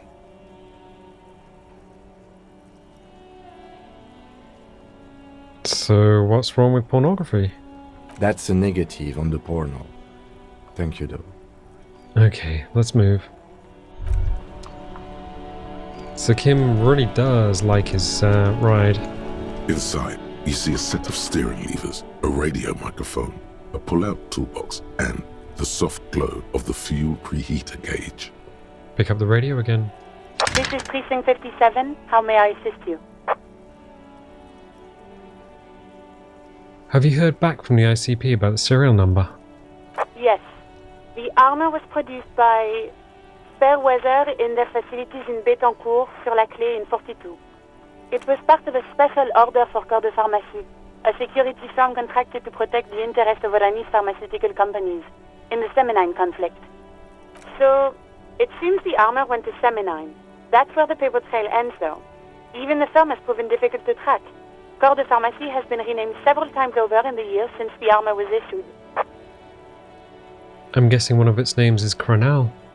Yes, that is the most recent name the ICP has been able to connect to the CDP. And the one before it was Downwell. I also have one called Sediment, but I think that might be a different contractor. No, they work called Sediment. And somatosensor, it seems. All that during the last 9 years. Armor like this isn't mass-produced. It would have probably been fitted. Perhaps there's a record of who signed for this particular suit of armor. A suit of armor like this would have been customized to fit the wearer. There must be a record of the person to whom it was issued. Yes, but the ICP tends to be reluctant to share private sector records. I could try to talk them into it, though. This is a fun challenge for her, an opportunity to contribute beyond doing her job by rote. She'll gladly put in the extra effort for Team RCM. Yes, thank you, officer. I really appreciate your efforts in this case. Glad to help. Call back tomorrow. Hopefully I'll have more for you then. Could you connect me to the 41st? I have something I need to report. I was told I need to contact the 34th Lazarus. Please contact me to Sylvia again. Did you find out more about the owner of the armored boots? Okay, I'm done for now. 57th, over and out. In the cabin, you see a set of steering levers, a radio on a hook, a pull-out toolbox, and the soft glow of the fuel preheater gauge. Huh. Can we pick up the radio again? This is Precinct 57. How may I assist you? Okay, I'm done with this. 57th, over and out. In the cabin, you see a set of steering levers, a radio on a hook, a pull-out toolbox, and the soft glow of the fuel preheater gauge. Tap on the fuel preheater gauge. As you tap on the gauge, the indicator pin jerks as if startled. It's in the large orange sector, indicating the engine is warm. Next to the gauge is a red switch labeled heat. Now, that's enough fun with the foldable headlights. I know they are mesmerizing. They are also fragile. I'm not going to turn it on for you again. Run your fingers over one of the steering levers. The white suede feels luxurious under the touch, and the metal clutch handle so very familiar in your palm. Close the door. Huh. Okay, so Kim's really into his motor vehicles. Now, what do we need to do? In fact, what do we need to do to get more skill points? 75 out of 100. So that didn't get us any more skill points. Find all the armor. So armor pieces, we're definitely going to need to hold on having the body taken away. But if we ask him to take the body away tomorrow, then he will be gone. Because Siri told us that. So run a number on the victim's armor. Okay, we can find the victim's armor owner tomorrow. Report your badge missing, no way. Who put the clothes in the trash? Who else has unauthorized access to the Whirling's trash? Find this person, and you'll know who tampered with the scene. It might take a while. Victim's tattoos, call reporting the crime. Okay. Run away into the secret passage. Morale, I don't think we can do until the water lock's fixed. Special borscht. Oh, we can go back to the Whirling Rags. Open the apartment door for Everard. We need to talk to Everard, let him know we've done that. Hangman's boots. Okay, alright.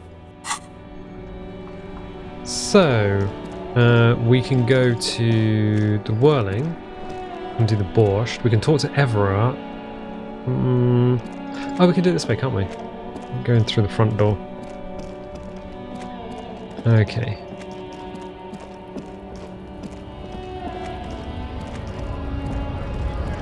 Let's do that.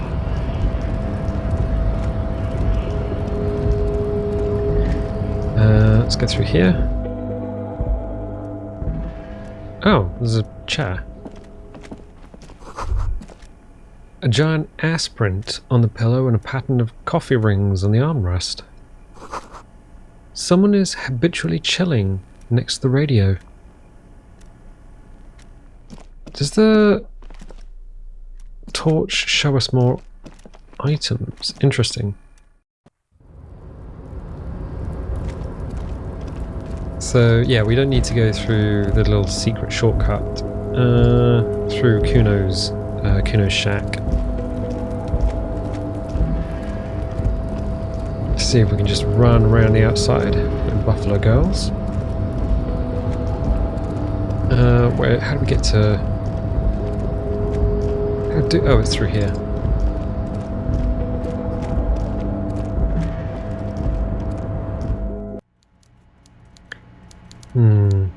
There's nothing else we can interact with. Nope.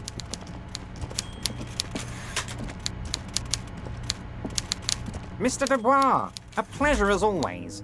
You don't have to sit down this time, since you've already sat on that chair. I opened the door you asked me. Can we discuss the murder now? I'm very glad to hear that, Harry. One question. You didn't actually happen to stumble in and see what's inside the apartment, did you? I did go inside. Weasel had the flag of Old Revachol on his wall. Exactly the kind of fascist memorabilia I was expecting. Weasel probably prays to it every night for the downfall of the Union. Now let's get down to brass tacks. It's time for men like me and you to figure out who's killed who and why. Real police work is gonna start happening now. I promise you, Harry, this is gonna be good. Talk about the mugs. I don't think... That's just gonna confuse him. I heard about a connection between the lynching and strike. I'd like to hear what you know about it. By now, I'm sure you've figured out who the dead man was working for. The bad guys. Wild Pines. Sent to scare us. Another violent measure of the top hats against us flatcaps. I'm listening. Harry, this strike is the culmination of many, many mistakes made by the Wild Pines group. They tried to shut the strike down by sending in armed mercenaries. You mean our victim? A security contractor? Can you imagine that? Workers standing in peaceful protest, united in the spirit of fellowship, and they send hired killers to mow us down with machine gun fire? He performs a motion as if spraying bullets from a machine gun. I'm talking beasts, hardened killers from proxy wars in Yisut, Semenine, Saramoritsa, you name it, they've done it. Raping, killing, burning villages, killing little children for the Senorita Pineapple Company, Harry. Everything they did there, they brought over here. They want to turn Revachol into a third world slum. Honestly, the only thing they didn't do is kill the village elephant. Go on. Now, I haven't personally witnessed the brutalities out there. I have the luxury of staying in my container, you see. If I need to go somewhere, they just move my container. Wait, they move the container?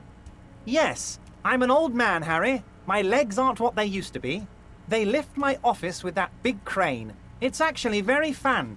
You should try it. But enough about me and my fun container. The killers the company hired, I think there were 3 of them, all hardened commando types. One of them got downright suicidal, getting drunk, violent, a little rapey. Even their own negotiator couldn't control him. That's your boy, the one who likes hanging out and trees. By negotiator, you mean Joyce? Harry, what you need to realize is, we dock workers are not pushovers. We got grit, Harry. This whole neighborhood does. Push us hard enough and we push back. And when we do, we push to kill. Wait, the whole neighborhood is in on it? Potentially, Harry, potentially. We got arm wrestling champions, rowing club people, ex-coal miners, tough guys, all ready to spring into action for their home base. Who exactly did the pushing? There's a militant wing inside the Union. A group of people whose duties don't involve manual labor, but peacekeeping in the neighborhood, making sure everything runs smoothly. They're like you guys. Idealistic people who want to make sure bad things don't happen. And if they already have, well, punishment must follow. So these idealists killed our victim? One day Titus Hardy, leader of this peacekeeping faction, comes up to me and says, "Boss, socialist democratic fervor drove us to take it upon ourselves to kill this beast that was burdening the land." He probably worded it differently, but that was the idea. Sure sounded to me like they killed him. I gave them 2 weeks paid leave and told them to lay low to avoid retaliation. Aren't you worried we might arrest them for this? Oh, I'm not at all worried about that. These are not the kind of men who get arrested. They're Martinez boys, tough and gritty. I'd like to see the man who takes them in. Besides, I sent my lawyer girl to look after them. If he's just boasting, then it sure doesn't feel like that to you. He's not worried. There was a bullet in the hangman's head. So they shot him. He sounds pleasantly surprised. He was shot in the head before he was hanged. How odd. I don't know what to say, Lieutenant. They told me they hanged him. A hanged man is what I saw when I took a look into that yard. What I do know is, the case is in safe hands. If anyone can get to the bottom of this shot and hanged man, it's my 2 little policemen. Godspeed, policeman. There was a collection of colonial mugs there, and I found a similar mug in the trash with the hangman's clothes. And that's the door we opened. Racist mugs in the trash and in the apartment? You guys are just light years ahead of me. I have so much confidence in the ability of your organization. I'm relieved you're doing this and leaving me to do what I do best. Helping people. With the power of politics. Yes, yes. Do you think this weasel is somehow connected to the murder? Oh, no. I don't cross paths like that. All I want is for you to succeed in your investigation. I would never complicate things for you. But this weasel might have cleaned up after the killers. Believe me, Harry, he's a nobody. Just your basement variety nobody. Can't imagine him being connected to a high-caliber case like this. But he does live nearby. Maybe it's a pedantic weasel. Fascists are known to be neat freaks. I feel like a real detective right now, Harry. Am I getting this right? He imitates bashing something with an imaginary baton. Great technique. You'd make a great sergeant. Would he? I'm not so sure about it. Oh, you're too kind, Harry. Way too kind. I know I'm not a real police officer. You are. How do you know the mercenaries were hired by the shipping company? How do I know? Let me tell you about these people. That's their MO. It's what they do. Last winter, some poor workers in Terminal E went on a little strike. The company sent in Sediment, a security contractor. The strike was over the workers' right to wear protective footwear, Harry. These guys turn up and start beating people. Tell you what, Harry, I wouldn't be surprised if we got the same mercenary company, after a little rebranding. And I'm sure as hell not surprised to see an army of scabs under my gates. So you believe the scabs were organized by the security contractor? You said it. Hell, one of those guys looks big enough to take down that proverbial elephant. Boys like that don't just happen to show up during strikes. The name of the company is Cornell this time. It might have been Sediment before. Of course. You're always one step ahead of me, Harry. I'm no genius. I'm in this position because people like me. The remaining mercenaries are organizing a tribunal to take on the Hardys. Tribunal? That sounds serious, Harry. We Union men should be shitting ourselves. I wish you hadn't told me that. I'm gonna lose sleep over this. Let's change the subject. He's clearly happy about the tribunal. You don't seem too worried about it. Oh, Harry, what do I really think about the tribunal? You're trying to climb to second base with old Everard before you've even courted him properly. He wants you to do more things for him before. You mentioned a lawyer girl. Oh, Liz is a bright one. I paid for that law degree myself, thinking it'll probably turn her all fancy.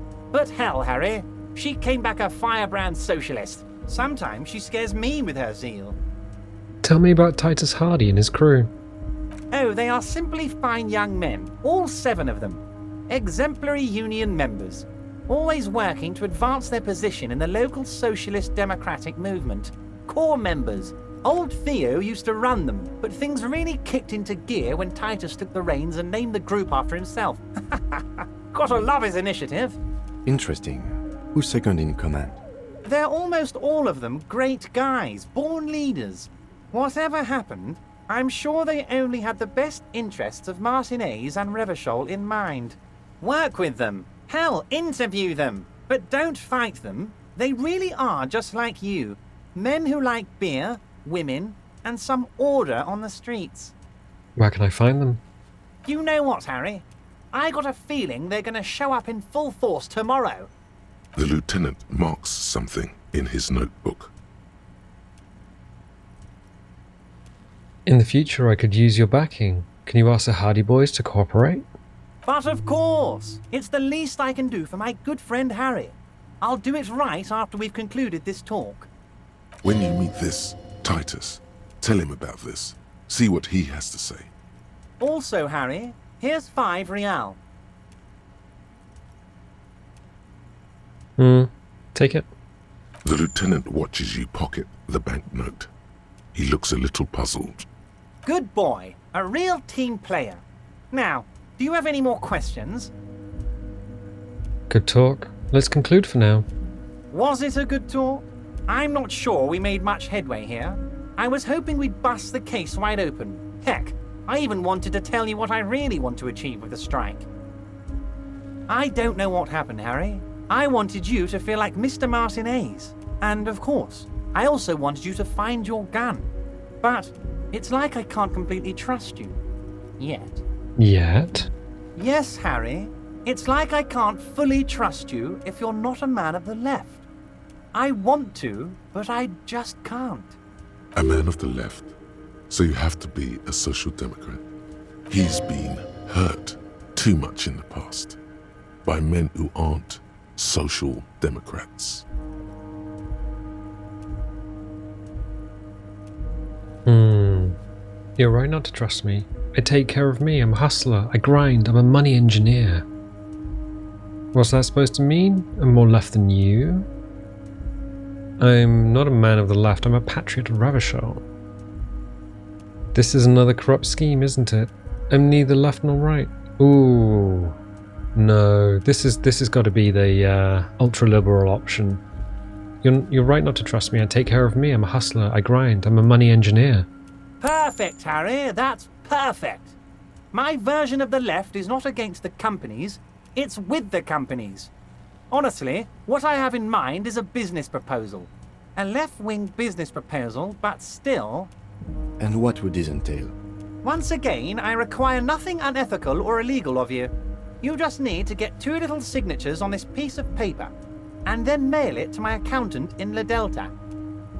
What are these signatures for? I'm glad you asked, Harry. The Union is going to build a modern youth centre in Martinez. It will be righteous. We're gonna get those teenagers off drugs and on roller skates. There's a nameless little street on the coast with some old houses around it. Most people have already signed. I just need 2 more signatures to get this mission off the ground, Harry. Where is this place exactly? On the coast, Harry, across the canal. There's a cul-de-sac there, a little village they're calling it. A gloomy place. You'll find it. I trust your detective skills, Harry. You're already pretty deep into this. What's a little more? No one can see you here in Martinez. What will happen to the current occupants? They are just going to have to deal with the construction noise for 6 months, and then they'll be living like kings. Right next to a fancy new youth centre, designed by the best architects from Stella Marie. Fine. If I happen to be there, I can ask them. You bring joy to my heart, Harry. Such a pleasure to be working with you. Here. He hands you an open white envelope.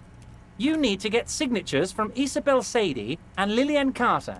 The cul-de-sac is right past the pawn shop and across the canal. I hear there is some trouble with the water lock, but they should fix it by Wednesday morning. Once you have the signatures, mail this to 13022 La Rocca in La Delta. Then I know we can do business together.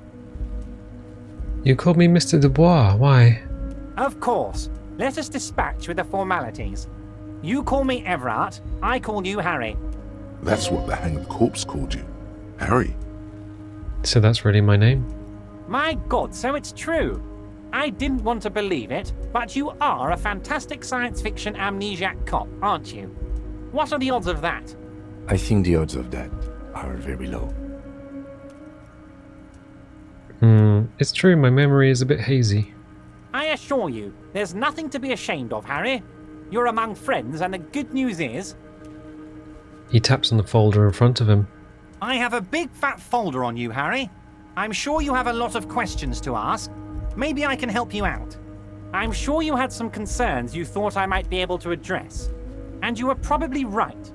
I can. It's just a brown folder. You can't make out what's written on it. Are you trying to tell me you've gotten hold of some of our documents? The lieutenant inspects Everard over his spectacles. Mr. Kitsuragi, would you mind? Me and Harry are talking about his lost identity right now. Don't just jump to the folder. That's not smart. Shows you're on the edge. Do some probing first. Well, let's get this straight. What is my full name? It's Harry. Harry Dubois. You feel like a Dubois, but you don't feel like a Harry. Strange. Okay, I like it. I can work with that. And I can work with you, Harry. Now, what else can I do for you? Do you know anything about my family? Do I have a wife? Kids? Family? Harry, you're not a family man. There's not one peep of family in here. Unless you think you're a family man. Do you strike yourself as a family man, Harry?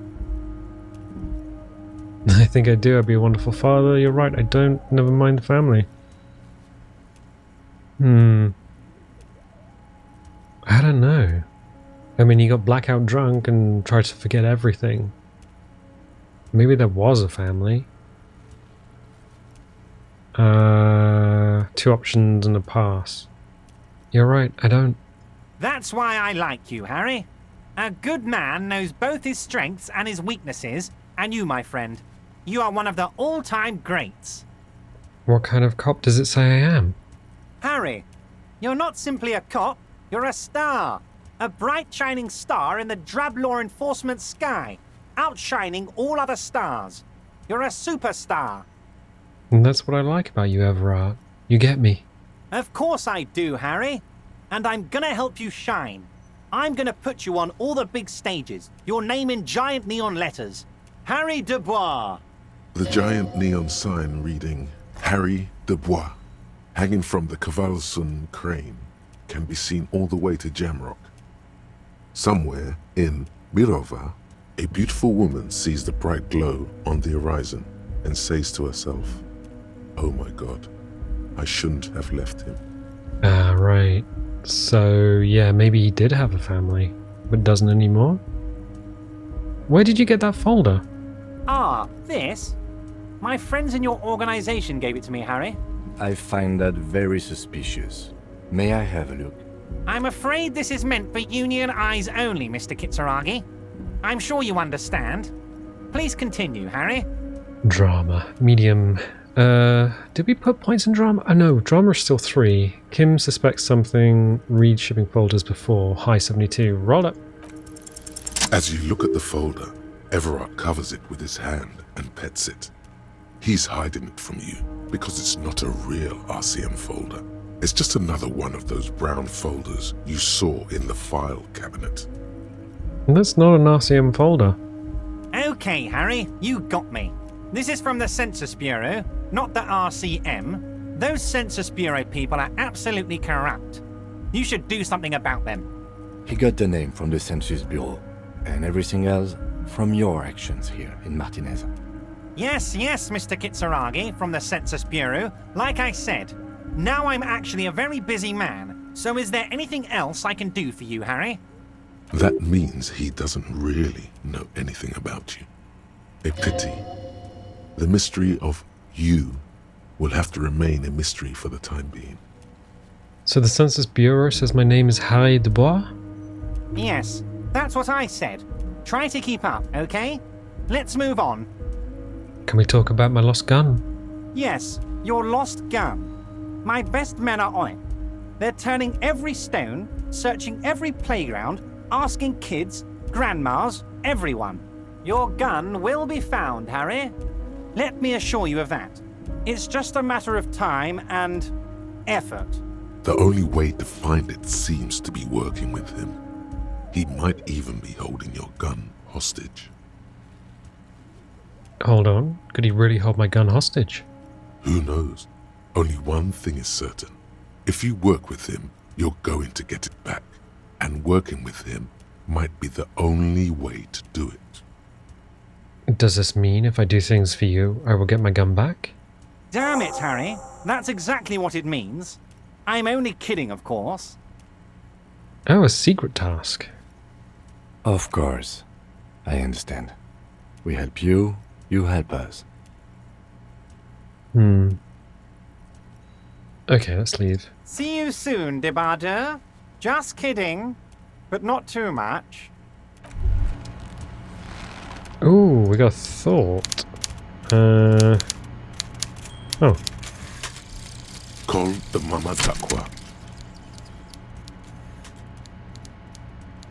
It's not only your eardrums that register sound anymore. Your very skin has become an organ of hearing. Looking for a whisper, light and low. A god who's very, very silent. Nothing escapes you. A cockroach in the other room. A candy wrapper falling on dry grass. A drunk falling from a chair in a bar 20 meters away. In fact, you haven't heard the Call du Mama Dakwa, but you have discovered that you have amazing hearing. It must be the only part of you the alcohol hasn't drowned out. Keep listening. We get +3 perception and -1 encyclopedia. No room for anything else. Ooh. So encyclopedia is -1, but perception is +3. Oh, neat. Ace's High still has some time on it, 28 minutes on it. We've got another skill point, and we're not that far from getting another skill point. What do we pick up? Interact. Oh, the letter. And get 2 signatures for Everart. Alright, the stuff that we've done. Oh, we've done quite a bit. Yeah, geez, we've done a lot. In just 2 days. Well, actually 1 and a bit days. Neat. Okay.